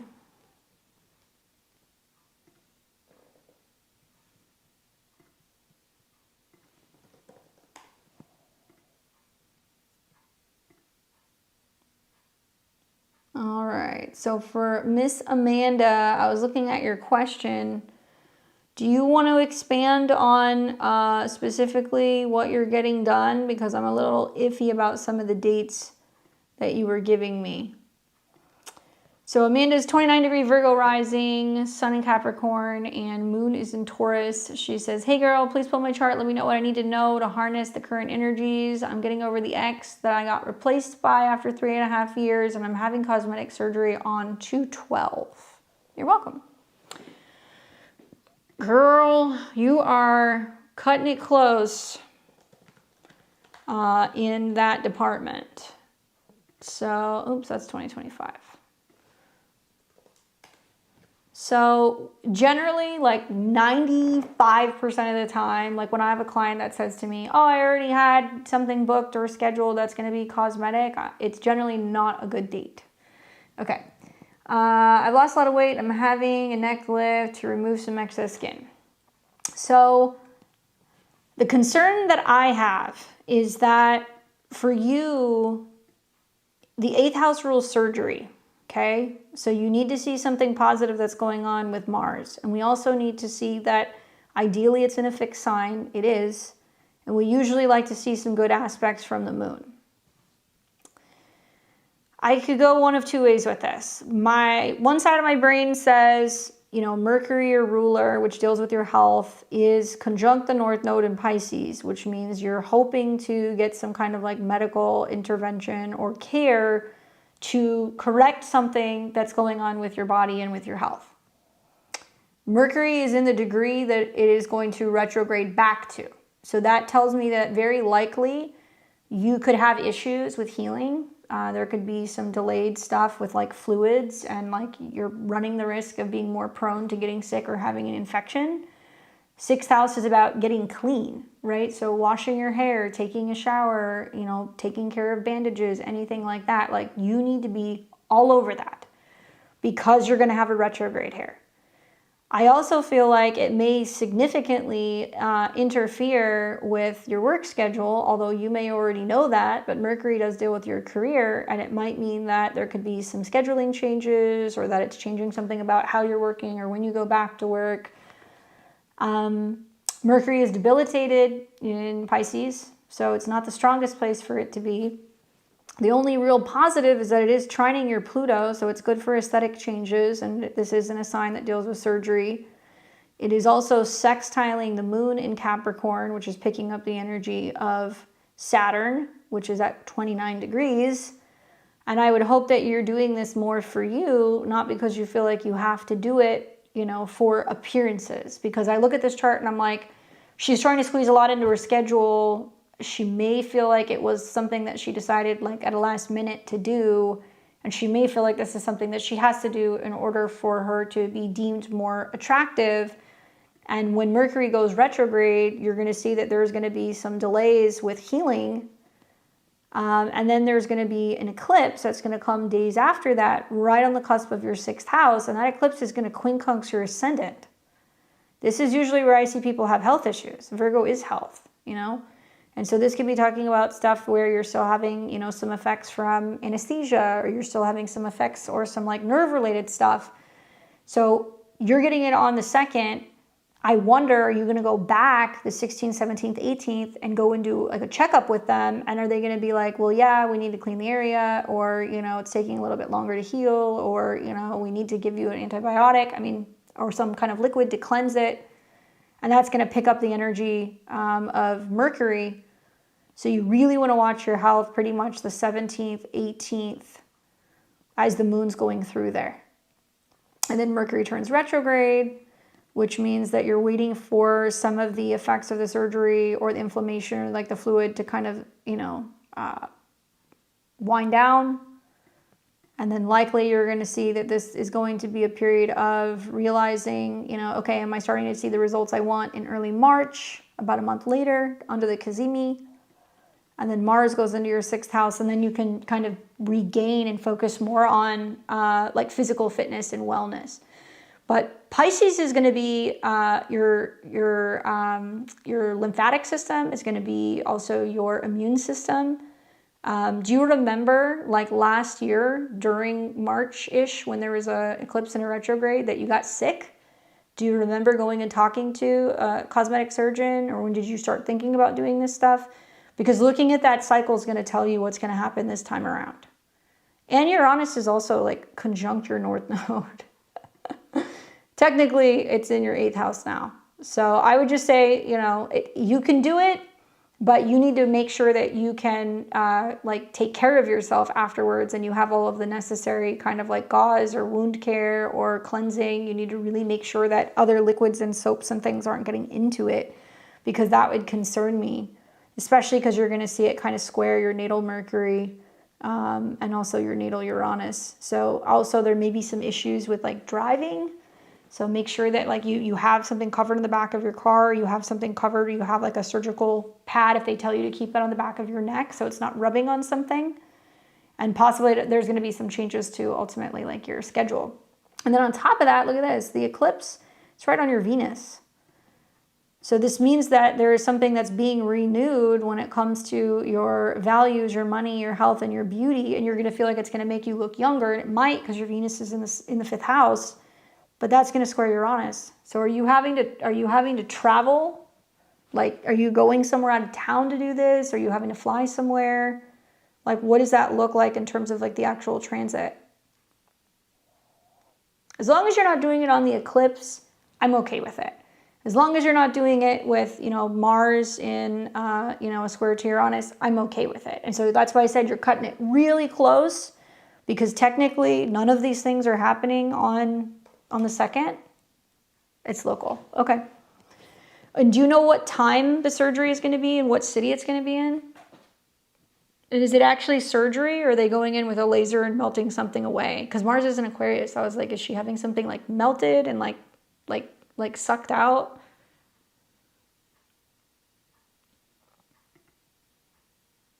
Because I'd like to look at the actual event chart of the surgery. So if you tell me what time you're supposed to be going in and what city, I'll take a look at that.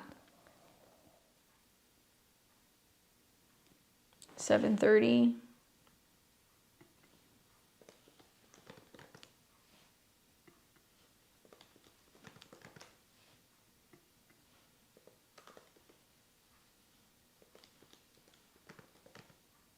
Atlanta.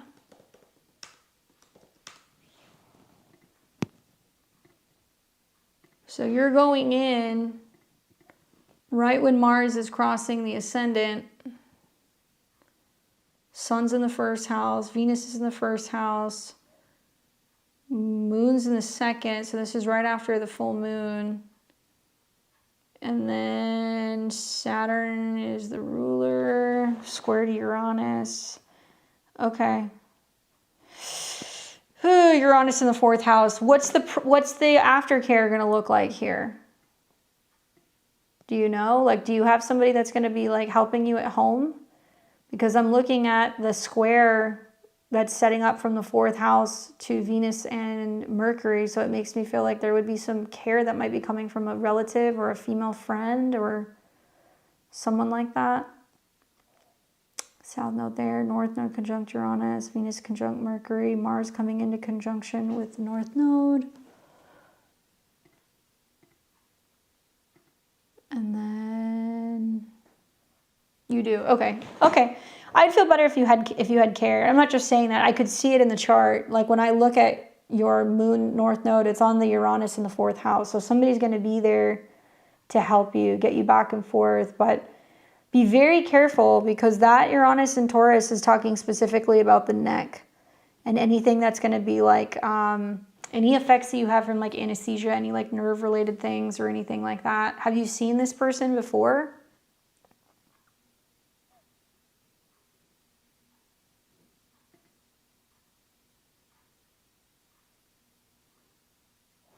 North node's coming into conjunction with your Mars. And then Mercury won't retrograde over that. Technically, you're a little early for this surgery. I mean, you can do it then, but once the North node comes into conjunction with Mars, you are more likely to be doing this down the road, like here. You could have done it later in April, and you're still going to have another eclipse, which makes me feel like you may consider doing it again here in August. Yes, but not for surgery. I mean, just keep in mind until the end of March, it's probably going to take that long for you to be able to see the results. And there are some other transits that come up at the end of August that make me feel like you're going to do some other things as well. I was supposed to do it in January, but my dad was sick and I had to postpone. Okay. I mean, yes, but know that whether this is something else you want to tweak or you want to alter, or if there's something else that you're going to want to do, it comes up a lot in August for you. And the timing makes sense because like with Saturn and Neptune sitting on your descendant, there's not a lot of relationship stuff going on right now. There's a lot of just focusing on refining health and also your habits. And I would say keep it very clean. Make sure you have everything that you need to keep it clean. And you need to be keeping an eye out when Mars goes into this house to make sure that there isn't any inflammation. And by the beginning of March, things are starting to look normal. And then when planets are going into your 7th house, it's going to be more relationship oriented, kind of the end of March going into April, right? Not that it's, a surgery is keeping you from dating, but there's not really a lot of like relational things that are kind of going on until you're getting into at least the end of March.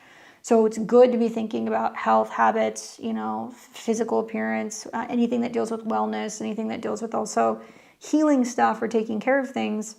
See how it turns out, and then you will have an opportunity to do something else at the end of August. Yeah, it makes sense. I mean, I think that, like I said, you're a little early. I would have thought if you were going to do this, you would maybe consider doing this in like April. But there still might be something else that you still want to tweak or you want to refine. And like the North Node is coming into conjunction with your Venus between now and like the end of summer. Really big for relationships, but also for just feeling a little bit more confident and you're investing in yourself because Venus rules your money. So you're investing in things that are going to make you feel like younger, right? Fifth house, and things that are more kind of like abstract and kind of unusual, things that are, you know, scientific or cosmetic related, very much Venus in Aquarius. So you get the pass to do that, but next time, ask me before you book the appointment, because if it was not good, I would have been like, can you get your money back? You just have to make sure that you can keep it clean, right? Hopefully that was helpful for you.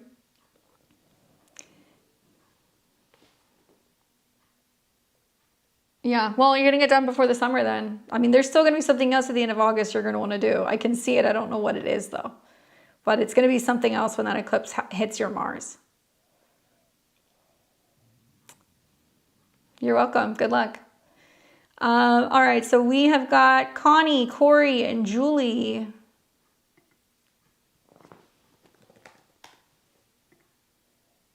Let's see.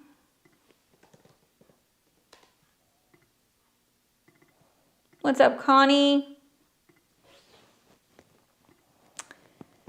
All right, Connie says, hi, Candace. May 7th, 86, 11:03 a.m. in Glendale, Illinois. What can I expect in love? I'm single. I'm interested in a person who, for some reason, I am so attracted to his birthday.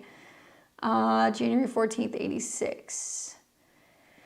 What can you expect in love? Well, let me just look here. January 14th, 86.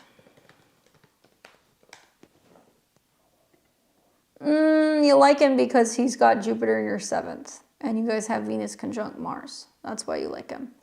He's got a lot of Capricorn and you have a lot of Taurus. And it's trining. And you got a Moon Jupiter conjunction too. So actually there's pretty decent synastry there. Although we don't really know all of his placements. But Jupiter's in opposition to his Sun this year. So there's definitely a little bit of somebody pining after him. That's for sure. So look, long story short, basically the next like 2 years are like a big turning point for you with relationships, because you are going to be having eclipses going through your 7th house with the North Node. So it's kind of redirecting that energy towards relationships, and it can be new people coming in and things that are kind of unconventional or different, or people who are different than what you would typically date. You're also going to see that Pluto is going to be going through there. It's already there now, but it just recently came into your 7th house. So there is a sense of feeling this very strong, intense attraction or interest or just really wanting love. And Pluto rules your 5th house, so it rules a younger person. So it was going to bring in a younger person that you were going to be like super infatuated with. While Pluto is going through there, it's also trining your Venus. So that's kind of cool. Squaring your moon, not so fun, because it means that there's a lot of potential new energy and changes going on in relationships, but it's making you kind of question, like, are we on the same page? Can we talk about things? You know, do we want the same things? And you kind of have had some heartbreak in love, girl. Venus conjunct Chiron, Venus in opposition to Saturn, love at a distance, or things that kind of change or break off. And then obviously, you know, Saturn conjunct Juno and Uranus. I mean, this is generally the chart of somebody that I see that's like, you know, I got engaged and I broke it off, or, you know, I got married young and then, you know, I got divorced, or, you know, I got close, but nothing that's really stuck, especially with Uranus being the ruler of your 7th house and it's sitting in your 5th. Sometimes when I see that placement, and I've seen a lot of people from like 86 that have that, there's just like a lot of like back and forth, and it can be other people who get involved too with Chiron and Venus in the 11th house. Let's talk positive. Now that Pluto's slowly moving away from your descendant, it is going to hit 4 degrees, and then it's going to start easing up a little bit, and you're not going to see as much intensity in the relationship department. But it is kind of this T-square between your Pluto and your moon. So the 4th house represents your home, your emotions, your past. And the 10th house represents kind of like your career, your identity, and it also represents the emotions or homes of your partner. So as Pluto's going through Aquarius, it's almost like you're meeting people who are going through immense amounts of change, emotionally, physically, on the home front. And that's also impacting whether or not you feel like you can kind of be with people who can commit. We need to see a positive transit happening with your natal Uranus or with your natal Saturn. Well, they happen to be in the same sign, right? They're both in Sagittarius. So my mind goes to later this year when Saturn starts coming into a trine with your Saturn. Here, right around end of March going into April. That will also bring positive changes in relationships. It might bring more travel. It might mean that there's continuing education. There might be a long distance relationship. And then you're going to see Saturn and Pluto are sextiling. And then you're going to see Saturn start coming into a trine with Uranus, but that's not going to be until next year. But Jupiter will trine this year, your natal Saturn. And that can definitely bring relationship kind of stability in July and August. And then you're going to see next year Saturn and Jupiter trine, and then Saturn and your natal Uranus trine. My money's on relationships being pretty strong the beginning of next year. Not that you can't meet and date people this year, but I feel like your descendant is at a 3, and it's either about you working your way out of a relationship with one person and being open to a new person. It could mean that you meet somebody that is younger than you or different. Saturn being in the 5th house, you might meet somebody who's younger. You might meet somebody who's culturally different. It's also Sagittarius, so it can mean somebody who speaks a different language. They come from a different background, different culture. And you may meet people who are either divorced or they've already had kids because of some of the trines that you're going to be seeing to Venus. And like the guy that you're talking about makes sense. I mean, he's pretty much like, your synastry is very good. You guys have a lot of things in common. It makes sense why you like each other. But I don't know if there's going to be a lot that's going to stick until after this eclipse. So if I were to go in sequential order, what's been happening now is this build up and this really strong attraction. Then you're going to have a solar eclipse that's going to be bringing up the themes of, the future of relationships and wanting to go beyond just being friends. That'll unfold over time. Relationships start to kind of open up in April, especially if you're traveling or long distance relationships. There's going to be a lot of social stuff going on, which is also going to open the door for relationships in late May into June.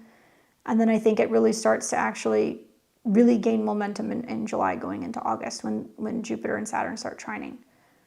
And then down the road, you will have more eclipses in your 7th house. You've got another one that's going to be there February 6th of 2027. This one's trining your Venus, which is wonderful.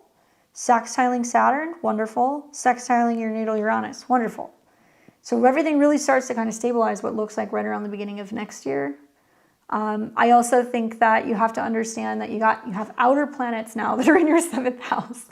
And every Leo rising always has some kind of like relationship story, because Aquarius ruling their 7th house means that partners are kind of like unconventional and they're quirky and they're not consistent and they're different.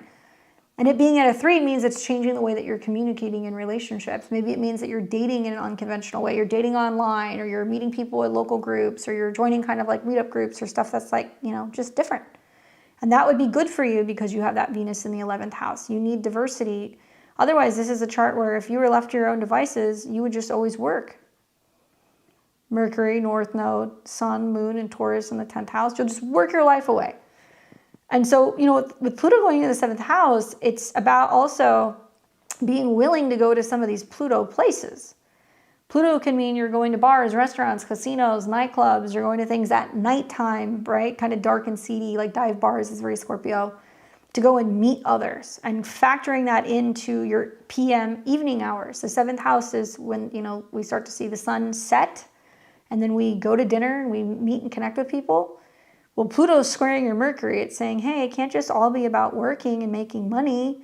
It's also squaring your Moon, where it's like, if all you're worrying about is your responsibility or your care or, family or responsibility of any kind, you're not going to have the opportunity to meet people. So you probably don't like how uncomfortable it is because, how other people are dating or when they want to meet, it doesn't really resonate with your schedule or what you've got going on. And it's also coming into a square with your Pluto. So it can also represent, okay, I've got responsibility, I've got, kids I have to take care of. Your Pluto's at a 5. I've got stuff I got to do at home, and there's situations that require my full attention. And you're already used to being spread very thin between your career and also your home and living situation. So as Pluto comes into the 7th house, it could be you talk to an astrologer, you talk to a dating coach, right? You talk to a therapist. Maybe it means that you're getting real with people, being like, look, this is my life. You know, like these are the responsibilities I have. This is what I do and do not have time for. And that Pluto person can come in and they can go, well, do you want to talk about it? You know, do you need me to come help? Or, you know, maybe you should take some time off. Like, don't work late. Let's have dinner. They're going to slowly start kind of working on you, trying to get you to open up a little bit and getting you to kind of find a little bit more balance between your 4th and your 10th house. And then when Pluto starts receiving an opposition from Jupiter, it could also mean that, you know, if there is a situation where you're really crazy about somebody and you're wanting to move forward into a relationship, you're going to be like all in. And there could be a little bit of like, well, is this going to work? You know, my lifestyle, your lifestyle, where you live, where I live, how you're working, your responsibilities, my responsibilities. Just tread lightly in July, because there is a possibility that it could be too much too quick. But in spite of some of that stuff, I actually feel like the next couple of years are going to be really good. You know, I see like a lot of people when they're going through eclipses and North Node transits, like in their 7th house, there's somebody very prominent that will usually come in during that period. That's only happening every 17 to 19 years-ish. So you could go back and you could look at the last time that you had these transits, and most likely there was somebody like very significant that was either entering or exiting your life. And it looks like that was happening here. So it kind of started in the beginning of 2008. And then that was going until about the beginning of 2009. Now, unique times then, right? Jupiter was there, Neptune was there. So for some of this, it's a little bit like, yeah, I kicked my husband to the curb and then somebody new came in or something unusual happened there. But this time around, you know, outside of the Jupiter-Pluto opposition, you know, Pluto is going to be now coming into a sextile with Saturn and Neptune, and a sextile also, or a trine with Uranus. So it looks like it's broadening your horizons socially, not just in like romantic relationships, right? So I do get the guy, but I feel like you're going to see more that's going to unfold around the eclipse. And then you're also going to want to watch when that eclipse becomes a full moon, which will be 6 months down the road here. And this is that time where I said tread lightly, because you're going to have a full moon in your 7th opposing Jupiter and the sun here, where then it's going to be like you going, I want more, you know, and it's going to require quite a bit of kind of change, because this is going to create a grand fixed cross in your chart. Oh boy, I feel like it's going to like be like full speed, you know, and then it's going to be like, what are we doing? And there is some aspect of either travel or potential relocation or a little bit of back and forth. And then it's like, I don't want to do the back and forth. I want to see you more. And that might be kind of like where you're at over the summer. Anyway, I hope that's helpful for you, Connie. I just thought you'd pop in. So if you didn't catch all of that, scroll back a little bit so you can see the beginning of the reading. But yeah, things are about to get really colorful in relationship land with some of these transits. All right, we've got Corey and then Julie.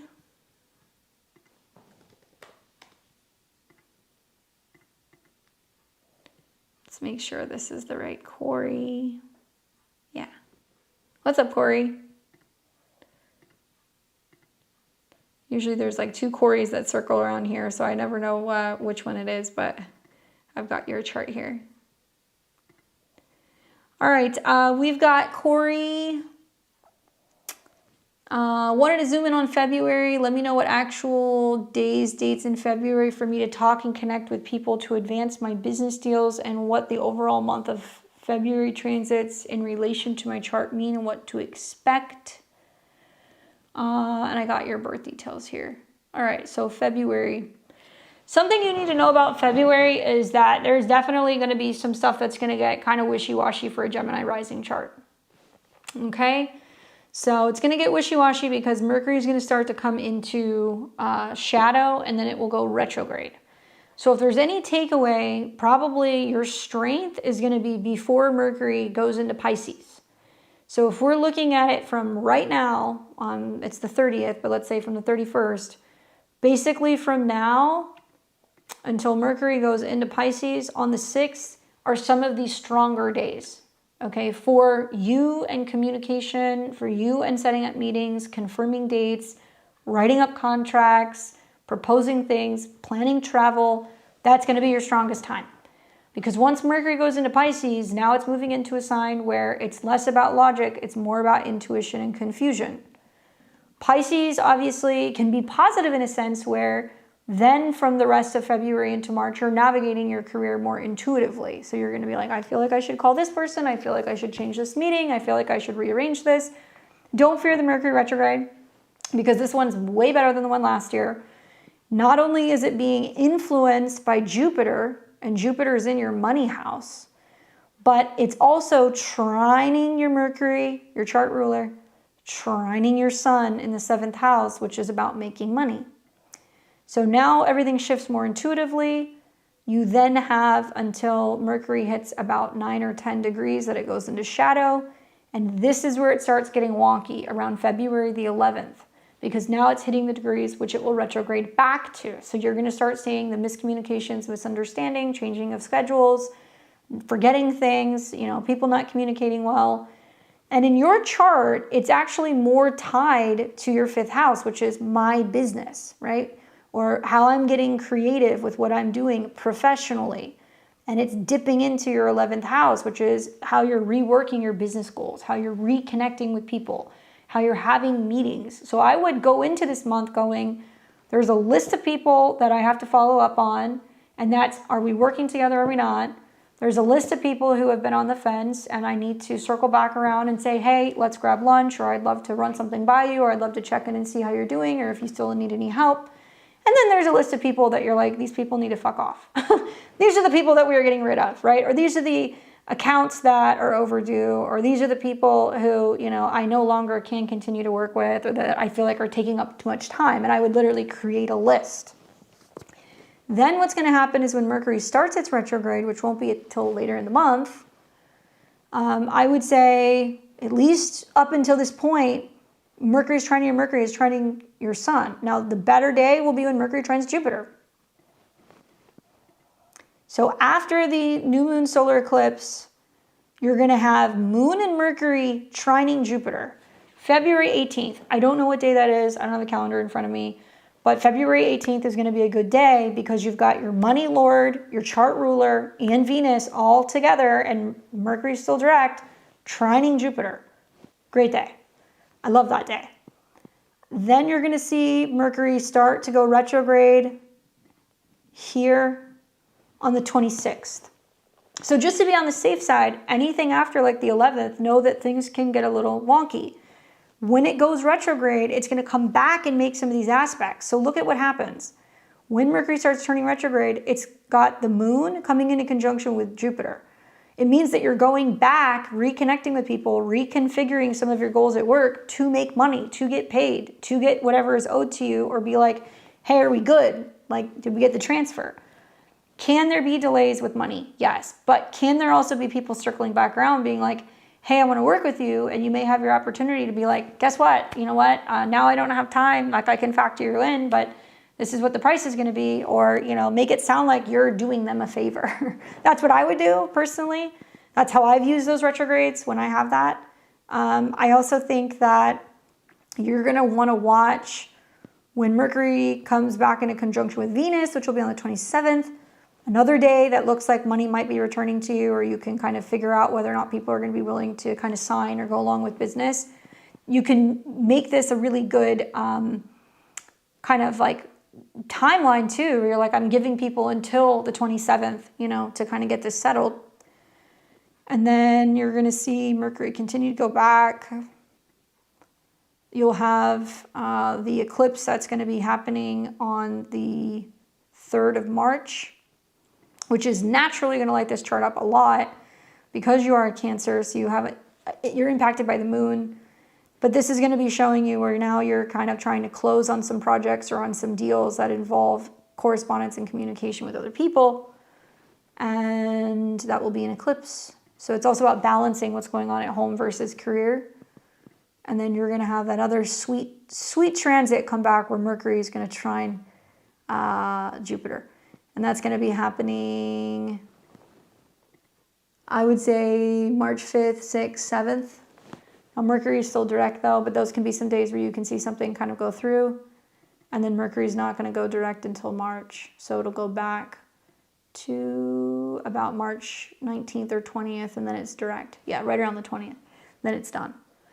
So I really feel like, you know, you have to understand this is not a time for launches. If you're trying to launch something, get the show on the road, get it done before the 11th. This is the time to be flexible and fluid and be like, if there are new things or new services or other products or projects that I'm going to announce, work on it through the retrograde, probably go and announce it closer to the time that Mercury is direct. And let's wait until we're seeing some better aspects that's going on with your natal Saturn. Like go and do it after the new moon in Aries, when you're starting to see, you know, Saturn and the sun trine the moon, like literally the end of March, you know, March 27th, this would be better, right? Or you could do something here when you have the full moon in your 5th house, trining Pluto, also trining your Jupiter. So just waiting and not pushing some of that stuff will actually, I think, make things move a lot smoother, and it could be some much better kind of like business launches and some things that you're doing right at the end of March, beginning of April. Think back to what happened last spring when you had the Virgo eclipse and then you had like the Mercury retrograde that was going through Pisces, because that was a lot for a Gemini rising. It was like, what's going on with work? Why is everything slowing down? What am I supposed to do? And it probably left you kind of feeling like you had to reconfigure everything. This time around, I think having Jupiter in your money house is going to be much better for you, but it's going to be about whether or not you feel emotionally secure with the money that you're making, which is important if you have Sun and Mercury in your 2nd. And it looks like you're waiting for like to kind of get clarity from a couple different people as to which direction things are going to go in, so you know whether or not you're going to continue to keep working with them or be investing yourself into those relationships. But Jupiter being direct in March is going to be good in the financial department. Hopefully that's helpful for you. It's going to be a very, very busy month, I'll tell you that. Technically, that first eclipse is going to be in your 10th house. So, you know, that's why I can see that you want to get things up and running. But I look at that and I'm like, is everything ready? Is everything there? Like, to me, it looks like not everything is ready yet. And the eclipse in your 10th house is squaring Uranus too. You're welcome. This one's going to be a bit of a curveball. I think a lot of people think it's going to go one way, and I think it's going to go a different way. So, all right, let's talk to Julie.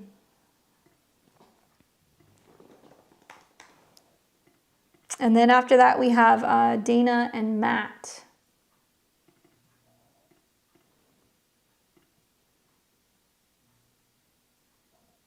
What's up, Julie?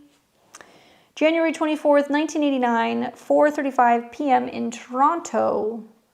Cancer rising, sun in Aquarius. Oh, you're dancing with Pluto. And your moon is in Virgo. Thanks. I just don't ever wear my hair straight. All right, so my goodness, Julie. You look like you got a lot going on, girlfriend. My eyes go immediately to a couple different places. One is you're a Cancer rising, so the moon rules your chart. Right now, the South Node's sitting conjunct your moon. So the next month or so, you just have to remind yourself you just got to breathe, because there's a lot of things that are kind of fluctuating and getting flushed out for you emotionally. You might navigate it a little bit better than most people, because when you were born, you had the moon conjunct the South Node. That means that karmically, there is this sense of moods that come through if you're feeling emotionally or financially kind of destabilized, especially in the 2nd house. Great time to be in nature, great time to be working with an herbalist, great time to, be cooking or working with crystals, anything earthly related, because that's what Virgo is. And it's about clearing and cleansing and health and rituals that are connected to, I think, emotional health. And while the South Node's going through there, you're coming into what we call your nodal return. So that's going to be playing out over the next couple months. This can manifest in the 2nd house as dramatic changes with family relationships, dramatic changes in terms of your material goods, so changes with your finances. It can also be a period where you feel like purging and you really want to clear a bunch of stuff out of your life, where you're like, I'm not eating this food anymore. I'm not wearing that type of clothing. I'm not subscribing to, this particular thing. And you're just going to notice that emotionally, you're really focused on detoxing and cleansing. And that's going to become a big part of your identity. She says, oh, I just started Chinese medicine and acupuncture.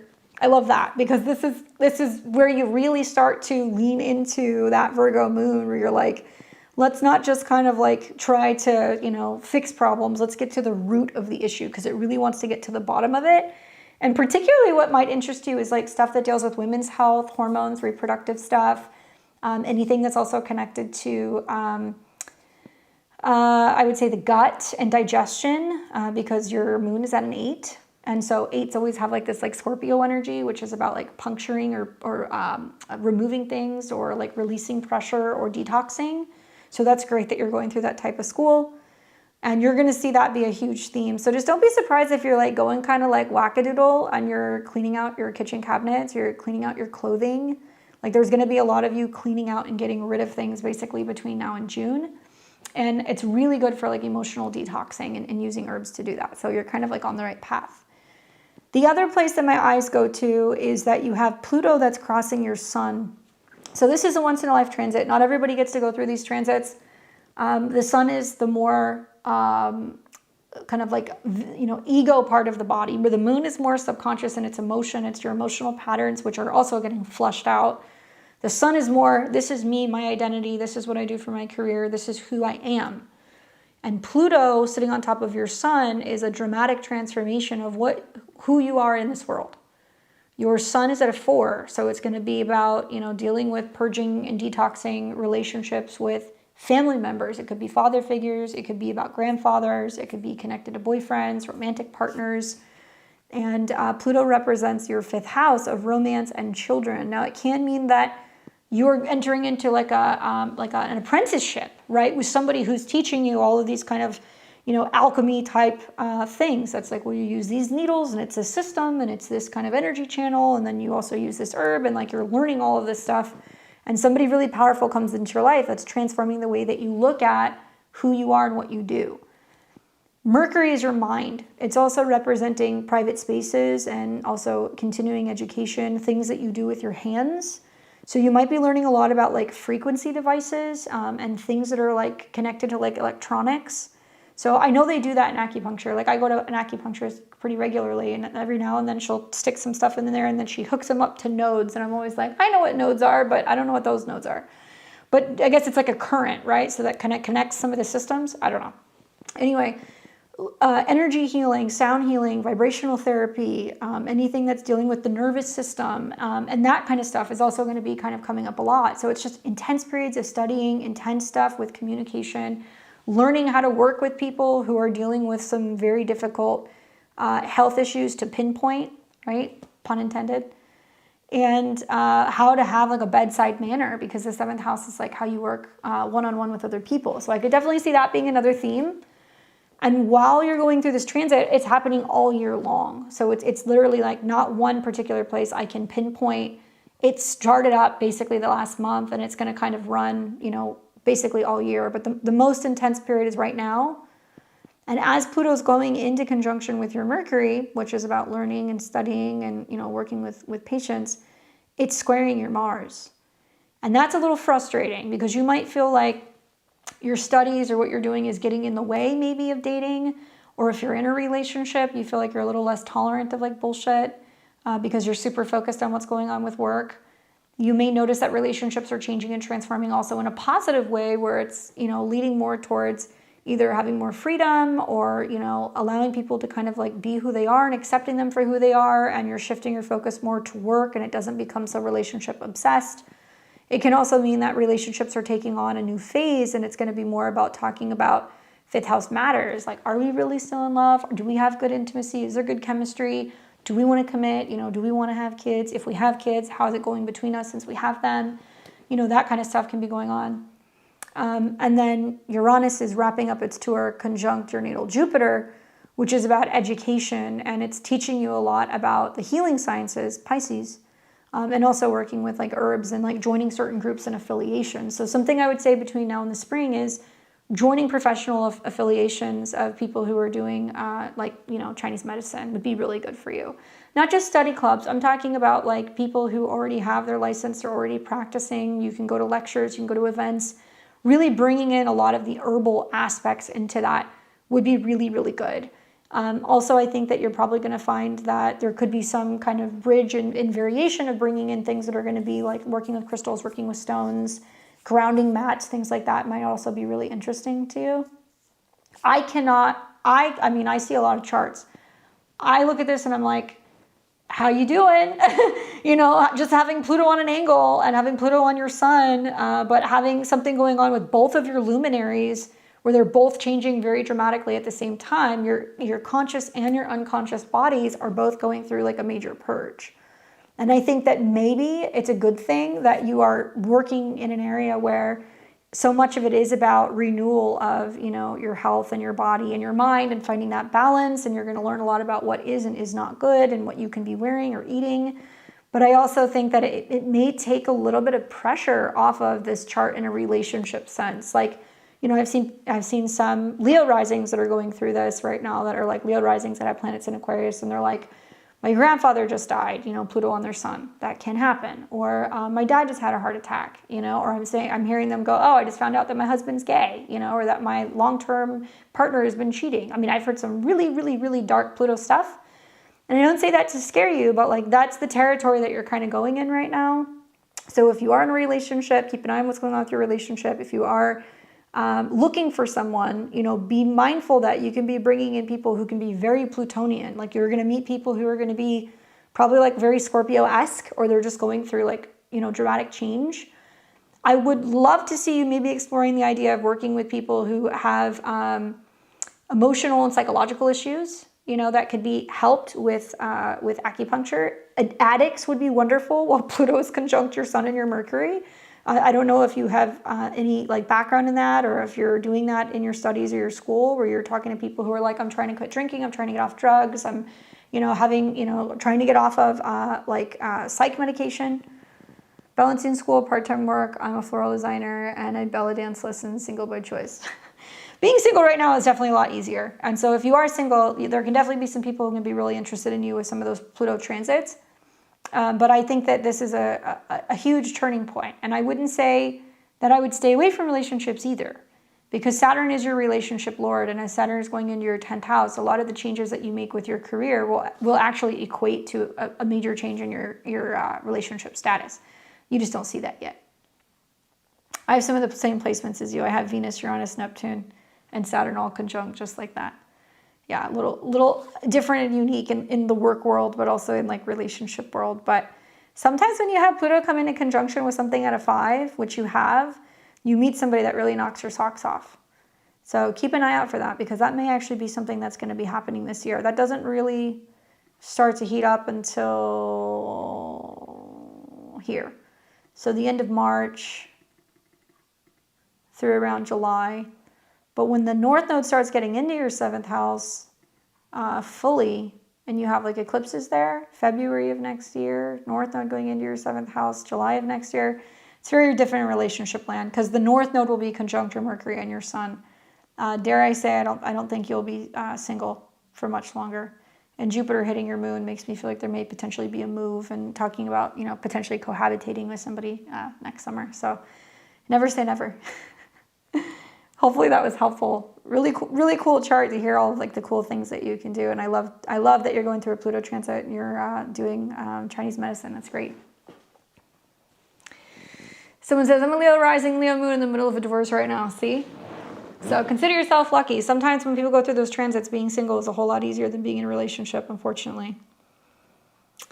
All right, we've got our super chat people who have been so patient. Thank you guys, because there's a lot of people who got into PayPal early. So I've got Dana, Matt, and Emmy. You're welcome.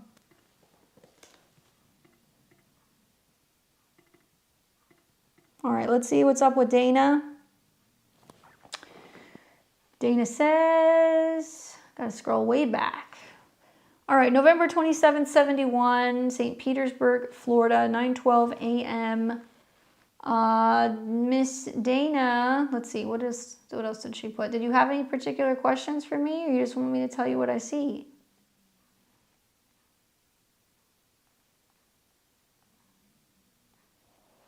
And then we've got Matt on deck. Let me read his question. Having an existential crisis after turning 31 and feeling anxious about aging and wondering where my life is going. I want to achieve my age.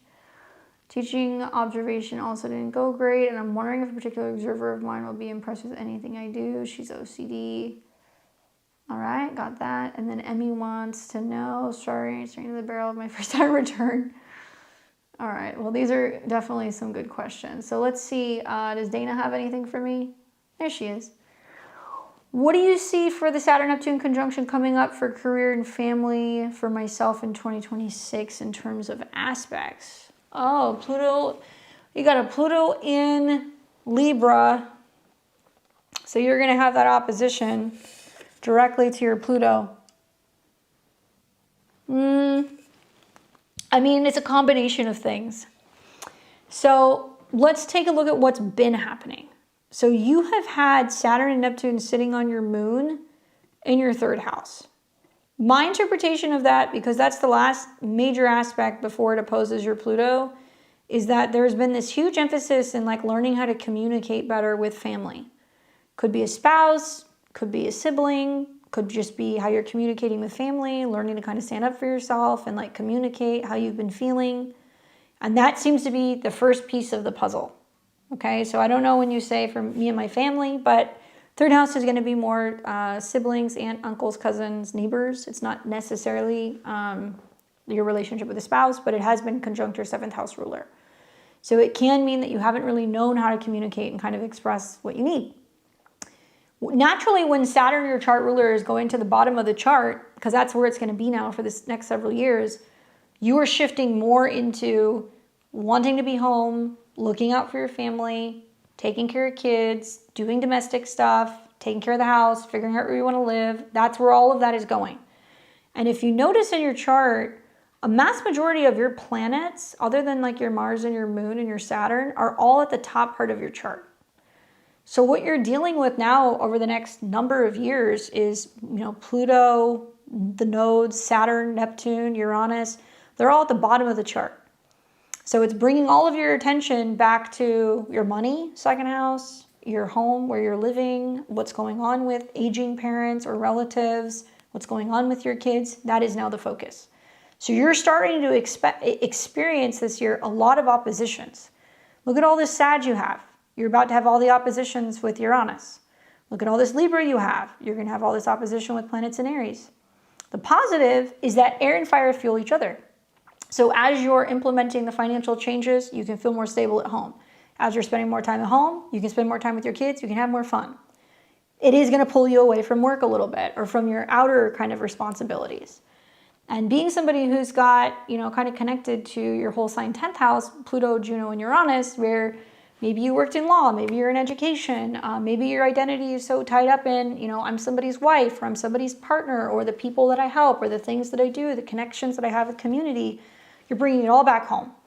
So now it's more my emotions, what I'm doing for myself, how I'm having fun, what I'm enjoying, and like kind of going to the opposite end of the spectrum, which I would say, even though you're Capricorn rising, you got a whole lot of Sag in your chart, and I think you can do change very well. I would encourage you to really think about all the things you haven't been communicating and like what you need, and finding ways to communicate that with some of your, either your partner or some of your family members, as you're kind of easing into this direction where you really just want to spend more time at home. And that means that you may not have as much responsibility at work, or you may not be so focused on career, or you're not running around doing things for everybody. You're like, no, my needs. And what can also come with Pluto, because Pluto is going to represent your friends and also your goals. Some of your friends and some of your colleagues are going to be like, what's going on? You don't want to go out like you used to. You're not wanting to go and do this. You're not wanting to do that. And you're going to be like, yeah, no shit. And as a Sag, it's a lot of the same stuff too, because now you're starting to see Uranus, go into your opposite sign. So you're going to hear it's relational changes or changes with siblings or changes with community, how you relate to people. Now Uranus is opposing your 11th house. So Uranus in opposition to Neptune means that there are some people that you're like, I don't care if I talk to them anymore. Uranus in opposition to your sun, you're going through kind of like a creative rebirth, and there's new hobbies coming in, and there's new lifestyle things. Maybe even it's going to be new health related things that you're doing. And you're feeling like you just want to be more active. And so I think having Saturn in opposition to your Sun and your Neptune can be very difficult. Like it can be difficult when it comes to habits. It can be difficult when it comes to health. Obviously, you know, when you have this many planets tied to your 11th and your 12th house, there's a sense of being like, okay, I do a lot for other people and then I retreat because I'm not used to taking care of myself. Now you're retreating and you're focusing on taking care of yourself and you're creating a little bit more of a buffer with other people. She says, I'm working with multiple streams of income, even online. That's wonderful. So everything is just, it's kind of flipped. And I think that that's really what you're going to find is going to be happening. Like I have natal Saturn and Neptune in my 4th house, so I can just speak from experience. Watch your house having issues with water. Watch with issues with like washing machines and like dishwashers breaking down. If you live near coastal cities, take the storms very seriously. Be mindful of your moods and spending too much time at home because Saturn and Neptune can be like an anchor, so it can keep you at home and you can almost feel like sometimes depressed. So bring a lot of reds and corals and like bronzes and warm flowers or candles into your home. Like you want to bring that element of Aries into your home. Burning incense can be great. Meditating can be great. Having designated spaces in your house where you can feel like you can do your own thing and you can kind of zen out would also be really wonderful. Be mindful that there is going to be a theme of like taking care of or helping aging relatives or family. And this is also a time where you're supposed to be really kind of building this foundation of, okay, you know, like I'm basically setting up my life for down the road when I eventually do end up retiring. And so you'll think about, do I want to live here? Do I want to rearrange the kitchen? Am I going to be remodeling? Are we going to move? Those kind of things are going to start coming up. And it'll be one step at a time. A lot of it will go more full circle next year when Saturn is fully in your 7th house and Pluto is sitting on your North Node. But to me, it's looking like you're trying to find ways to build wealth and security and doing that from the comfort of your own home. And maybe just creating some buffers with other people and feeling like you're getting into a routine that works more for you and for your happiness. Lots of good transits, girl. Thankfully, Saturn's going to be trining your Neptune and your Sun in the process. So I feel like you're kind of like, you're already in it. You already started it this year. I've seen all the events that we're currently seeing unfold in dreams and visions 15 years ago. I've been pretty much alone and isolated from the community because of the things I saw so many years ago. You and me too, sister. Not looking so crazy anymore, are we? I've been hearing that from a lot of people. People being like, oh, I've been so isolated because of all the things that I said. And like now it's like starting to play out and people are like, oh my God. Like I have people who I haven't spoken to for like 15 years that'll send me like articles and they're like, I remember you telling me this at a bar like 15 years ago. I'm like, yep. It's time to take care of you, but you'll find that you're creating your own little Zen den, and like whatever you're building and you're accumulating, whether that's, you know, your business, your wealth, it can also be aspects of your home. It's going to be very fulfilling and it's going to feel like while the world is kind of crazy, you have kind of built your fortress. Wishing you nothing but good things when you go through those transits. Now they start coming back and calling me, remembering dreams I shared with them. Well, you're a Pisces moon and you have technically a whole sign 12th house sun. You're very psychic. Sun and Neptune being there. Yeah. Very, very psychic. You'll see it'll kick in even more when Saturn and Neptune starts trining your Sun and your Neptune because you're going to use some of the things that you saw to start influencing some of the stuff that you're doing. You're welcome. All right, let's go talk to Mr. Powers.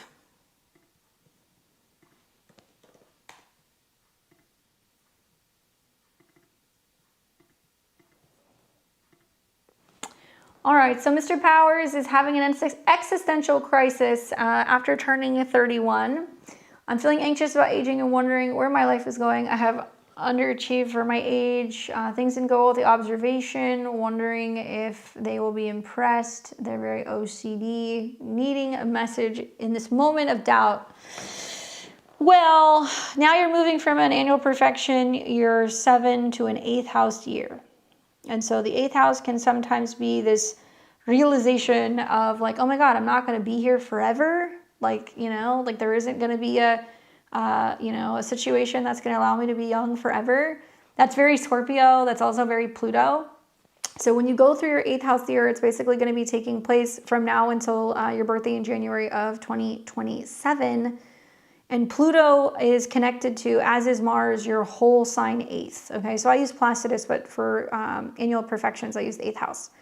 So if we look at your 8th house, the North Node is there and it's at a 10 and it's retrograde. So it does represent where there needs to be a transformation in the way that you look at regeneration, aging, your career, and like reevaluating where you see yourself going long term. Naturally, that's going to be a theme this year. This also means that you need to watch when planets are going through your 8th house. So like down the road when, we get into Scorpio season, right? In October and November. In Taurus season, when you have a full moon, that's going to be another peak period for you. And when either Mars or Pluto are retrograde, that's going to be another period that you're going to want to watch. Now, your natal Mars is in your whole sign 5th house, retrograde. So it means that there is a reevaluation of your personal power, your leadership skills, and also relationships that you have, romantic relationships. Leo is youthful in the 5th house. So it's referencing a lot of the North Node retrograde as well, being like, oh my God, do I have enough time? Like, am I going to get to do all the things that I want? And being that it's at 29, it's a critical degree. It's an energetic degree. And it's like, am I worrying about getting older? Or am I going to focus on living and being in the moment? So you're going to feel yourself kind of going back and forth with that this year. Naturally, when you have Mars or Pluto transits, this is going to feel more intense. And so when you talk about an existential crisis, yeah, no shit. Right around your birthday, you had Mars, Pluto, and Venus sitting on your sun.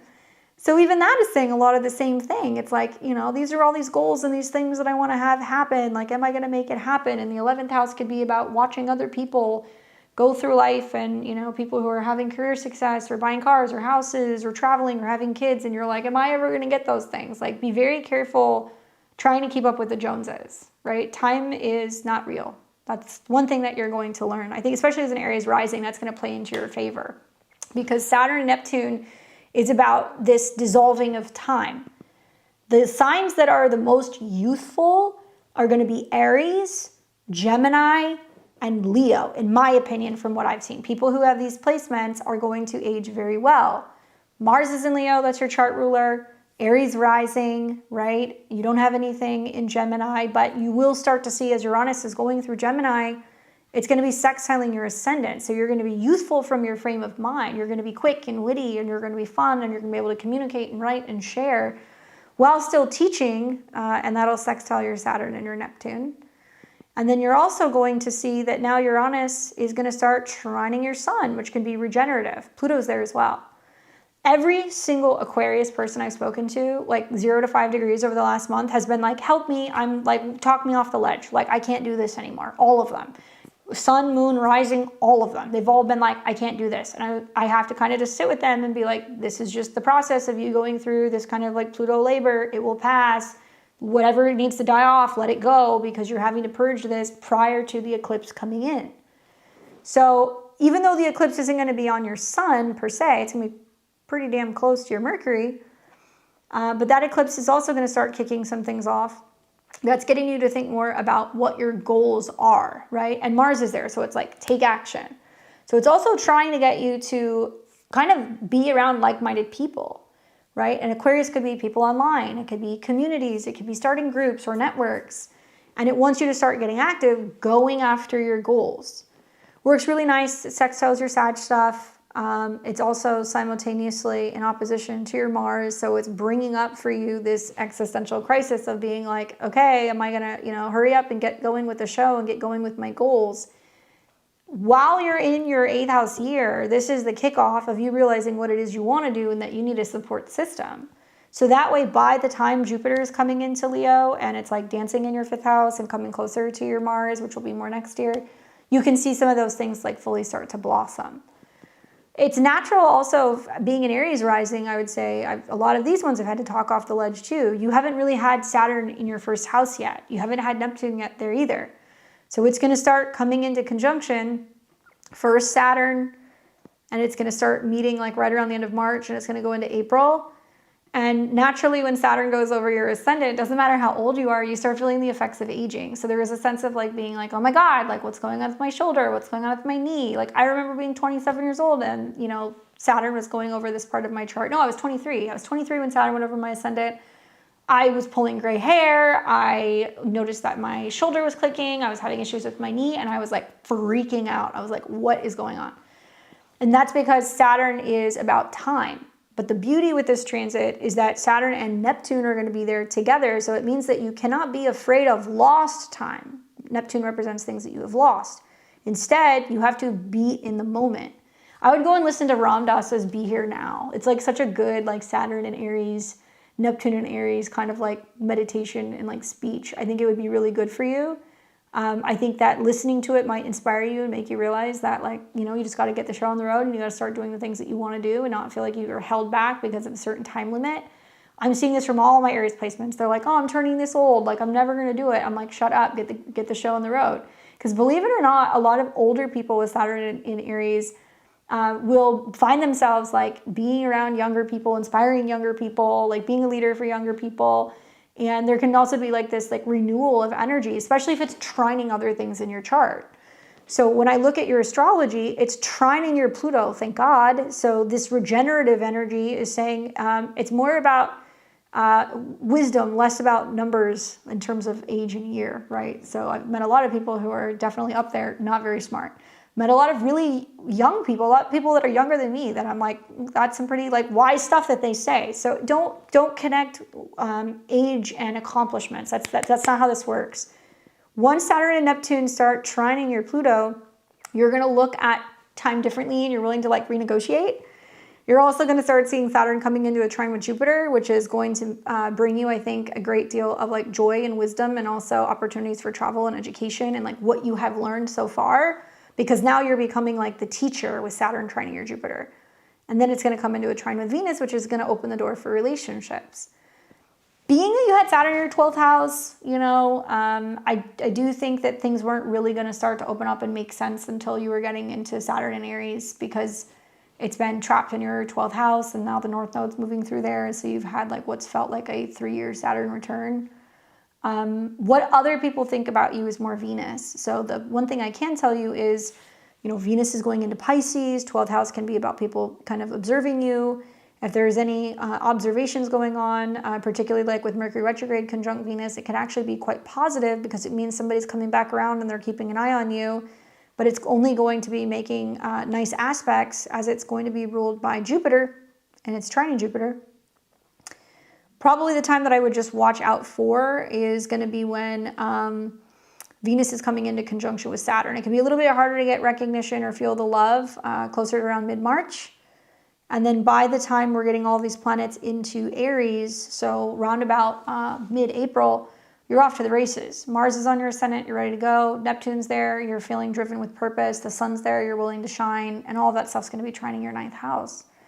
So I really feel like for you, you know, moving forward, it's gonna be a really, really good idea for you to start really thinking like long and hard about not where you've been, but more or less like where you're going and like what the focus is going to be in terms of where you're going in the long term. Isolating, overthinking, worrying. I mean, it was out of 10 and it was, you know, in the 12th house. And that Jupiter rulership with the square to Jupiter means that there was a lot of questioning what you've learned and like what you're doing, right? Anyway, hopefully that's helpful for you. Amanda, I just saw your message. I'll look at your chart in just a second. I could have sworn you said the second, no?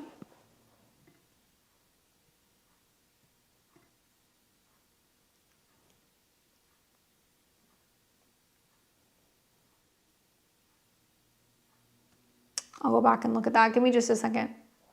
That will majorly change things because it's going to alter the entire chart. You're welcome. All right, let's look at, who do we have left? Emmy?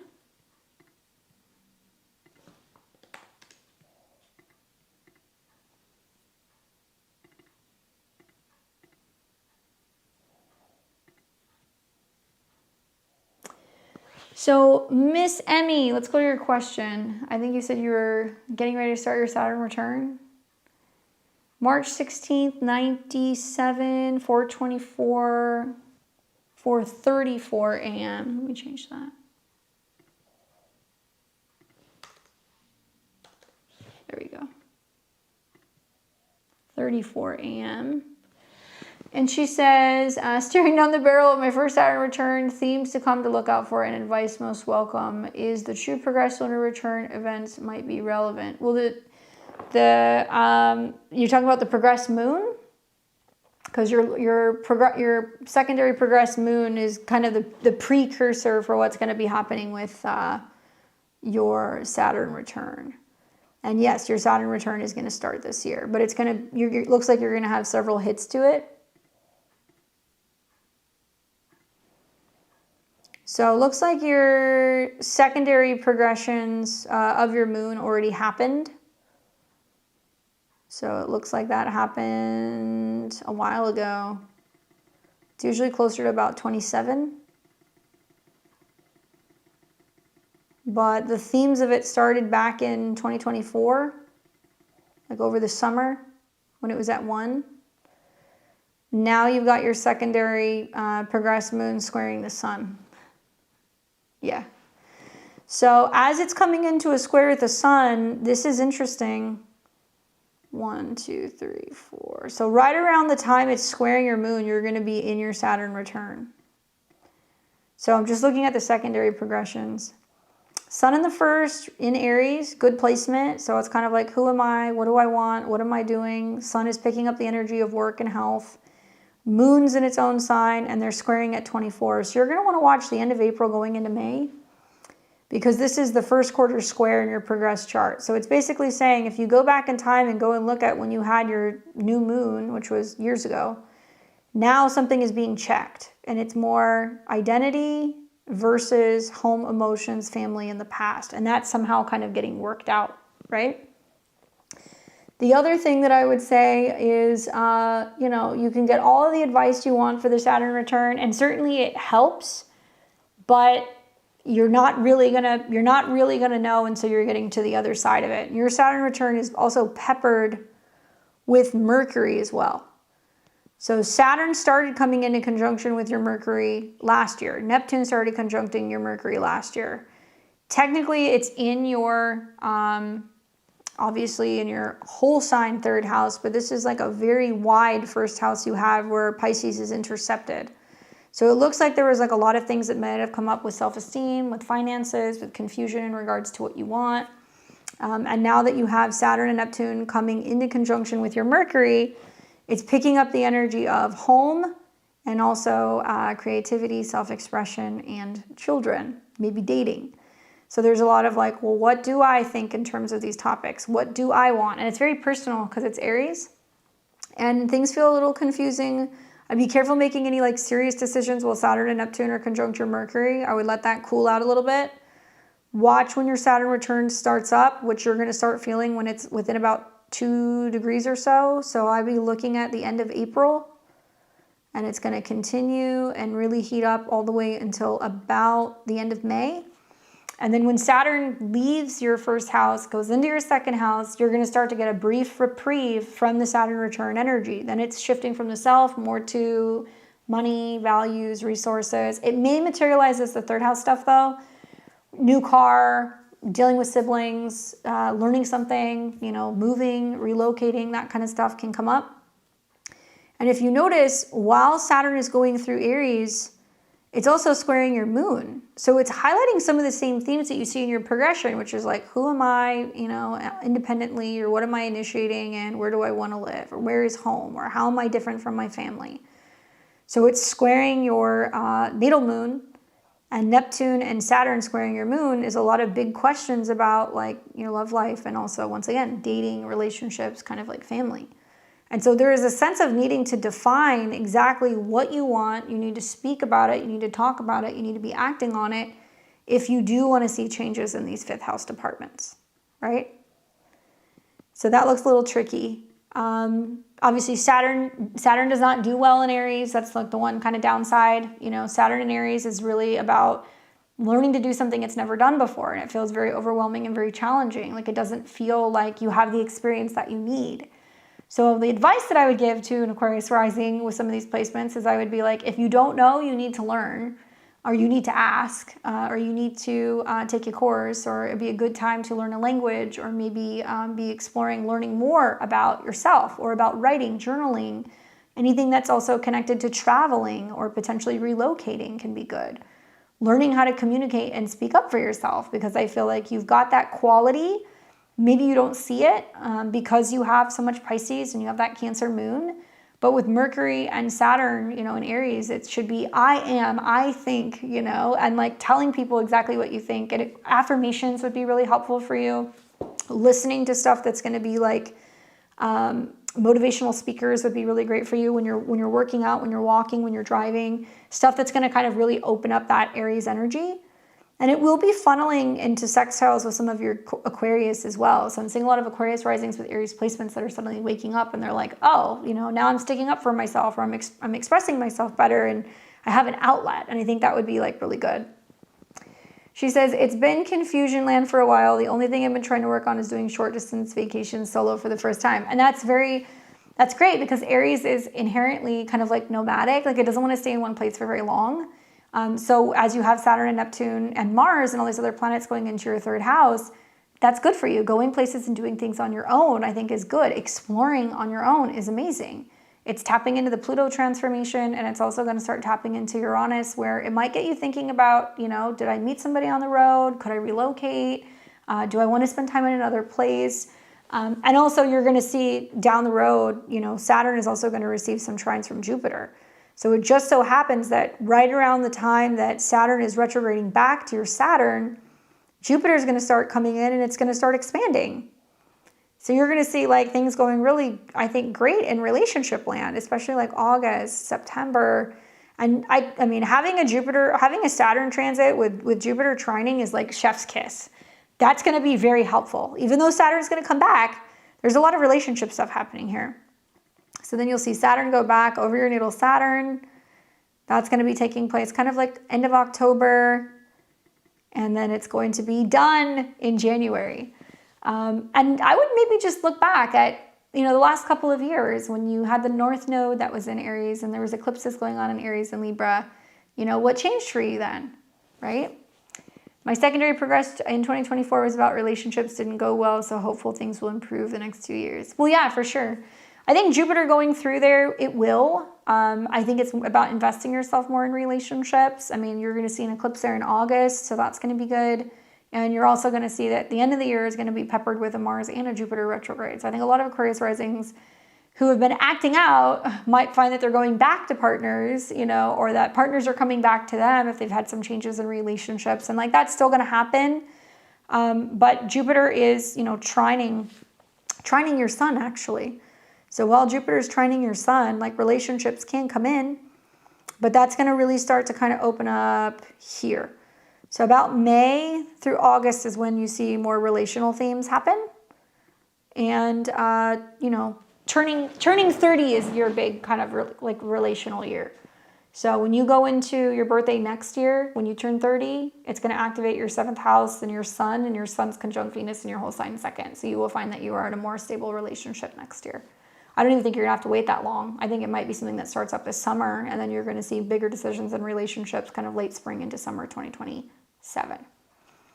I did a webinar on Saturn in Aries. You should check it out. It's on my website. I have like a checkoff sheet depending on what house your Saturn is in. And I talk about all the things you need to do and what to expect. And I would just say that the big theme is that you have Saturn and Mercury conjunct. And so it's taking into consideration, like communicating and telling people what you need to feel loved. And a lot of it's going to be about traveling as like a pathway of like self-expression and things that are going to bring in joy or bring in relationships or romance. And so you're kind of intuitively tapping into it. But we go from Pisces, which is more, you know, feeling our way into it, to Aries, that's like, now it's going to be in action. So continue to keep traveling. I bought the webinar and I have my journal. I've been going through it. Good. It's gonna be good for you because a lot of the transits, like, see, you got lucky. Jupiter trining you actually kind of saved you. It's the Saturn-Neptune square to your moon because it's a closing square that I think is a little bit more difficult. But I think that maybe you're going to be learning to communicate differently in relationships and traveling around a bit so you can figure out where you want to get settled and where you would potentially want to call home, right? Hopefully that's helpful. It's always fun, like when you're on the other side of the Saturn return and like sometimes it takes 10 degrees for you to start to kind of feel it ease. For other people, it's when Saturn leaves the house. Yours is going to change when Saturn leaves the house. So when Saturn fully goes into your second house, Placidus, that's when it's going to change. So you're going to be feeling, I would say, around about like March, April of 2027. And when that's happening, it's still trining Jupiter and Mars. It's almost like I think you're supposed to be traveling because you're going to meet somebody, and then you're going to have like a prominent relationship pop up that might influence like where you're living. Retrograde Saturn station over my sun was brutal with depression. Having Saturn retrograde return makes me a bit nervous. No. Pisces is mopey and sad when Saturn and Neptune are in it. But when Saturn and Neptune in Aries, you're going to see so many people who are going to be like, I'm depressed, but I'm like going to go running, you know? Like it's going to be weird. You're going to see people who are going to be like, I'm just going to sit in the sun until it like melts away. You're going to see people who are just going to be super hyper focused on working on themselves. You're also going to see some people who are just going to be crazy and, you know, drug addicted, but that's more the Neptune side of it. But Neptune moving away from your Mercury is actually really going to improve. The Saturn return, you're playing with home field advantage, and it's also going to sextile Pluto. It's also going to trine Uranus. It's going to sextile Uranus. So you got Pluto on your ascendant trining Uranus, and then Saturn sextiling both. I mean, you may not think you got lucky, but you got really lucky in the Saturn return department because you've got a lot of outer planets that are supporting you because you guys are a part of the generation that's supposed to be like waking up and like helping make things change. So I think that's part of it, that you just got dealt a much luckier hand. Although it sounds like that now, you still have to go through the return. But on the other side of the Saturn return, you realize you don't know anything. And if you feel like you haven't done what you need to do, the Saturn return helps you get all that in order. All right, let me go and pull up Amanda's here really quick because I want to make sure that this is right. So we've got February 12th, 2026. And I think you said it was at 7:30 a.m. in Atlanta. You're welcome.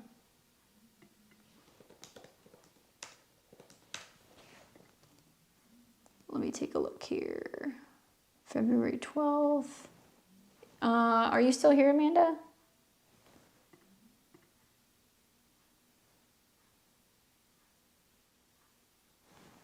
Oh, okay. All right, so this is going to change things a little bit. Let's flip this around. So that's going to give you Aquarius rising, sun on the ascendant. Moon is sextiling the sun, okay. And then you've got moon that is coming into a square with Saturn. Uranus is still in the third, Jupiter's there.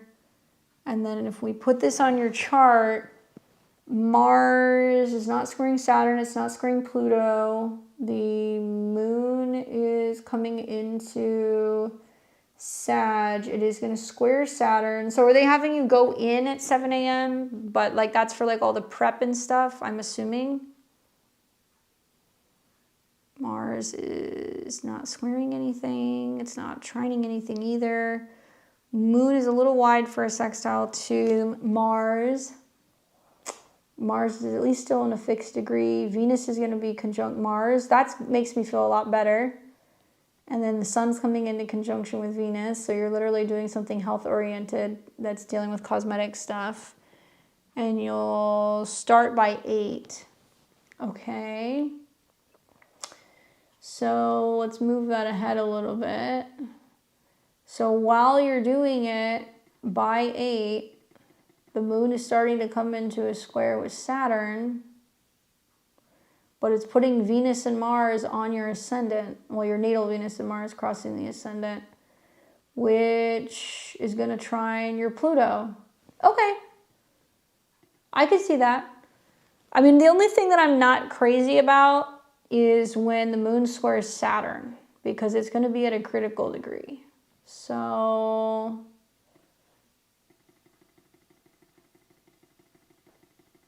3 hours long, moon square Saturn.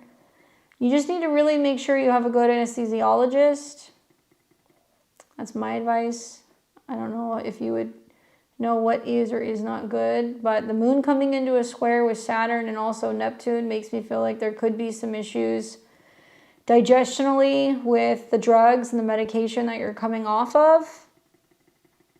And I'm like really splitting hairs here because it looks like that's not going to happen until here. So we're looking at around 1:30 p.m. Atlanta time. Weird you mentioned my lymphatic system. I have had multiple surgeries. I've always had a lot of swelling. Well, everything I told you is still going to check out. Like the Mercury retrograde with there being fluids and swelling, you will see that. Keeping it clean, you will see that. The fact that you're getting the surgery as early as you're getting it, while you are still seeing some trines to Chiron and some sextiles to your Venus, is fine. But my concern is right around 1:30 p.m. Are you having some bad reactions to the anesthesia? I mean, that could happen. You know, you having digestional issues, or you feeling a little sick. Make sure that you're staying on top of your fluids. It does look like right around the time that that's happening, you're probably already getting ready to be released. They might keep you to keep an eye on you, but you might be moving out of what was like surgical into something that's going to be like observational, right? But you have Venus in its own sign. You have Mercury that is technically in shadow, but it is trining Pluto.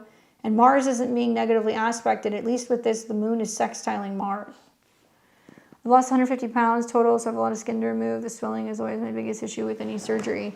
Well, and I could see, I mean, it's very obvious to me with the moon going into your fourth house, somebody's going to be there to help you, but they need to understand all of you either need to get a whole sheet or you need to talk to the doctor ahead of time and know about the care.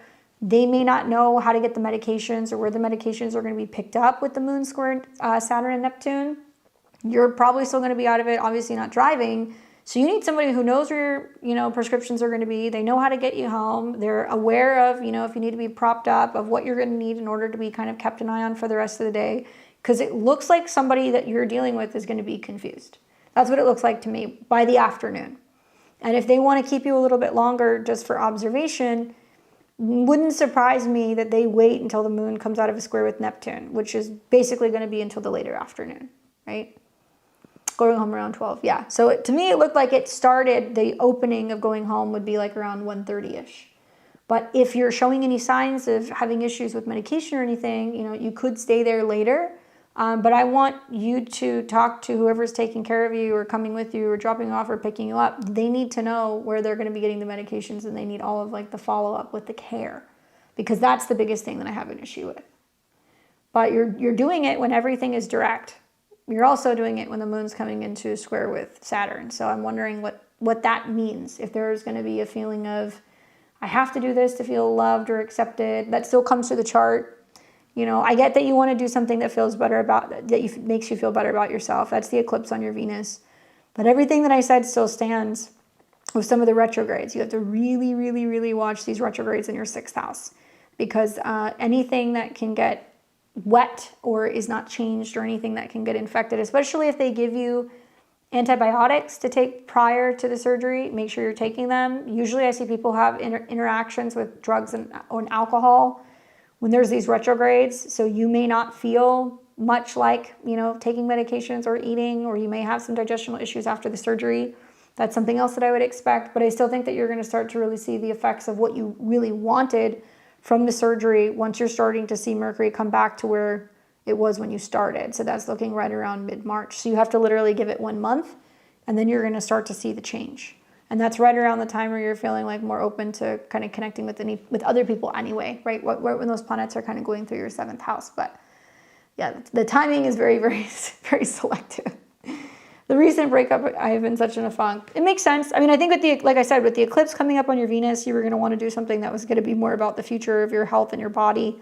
The fact that you're not doing it on the eclipse, I'm okay with. I would prefer that that's not happening. So you're kind of within range of it, but not during it. And then you will still have that other eclipse that's going to be picking up here on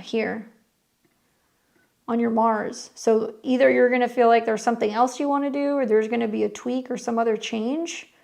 And this is ruled by Jupiter, and Jupiter is in the 11th. It could be that you have a friend that's like, hey, where did you go? Can you recommend someone? And you'll be like, yeah, I'll introduce you to them, right? Or you decide that there is some other cosmetic thing that you want to do.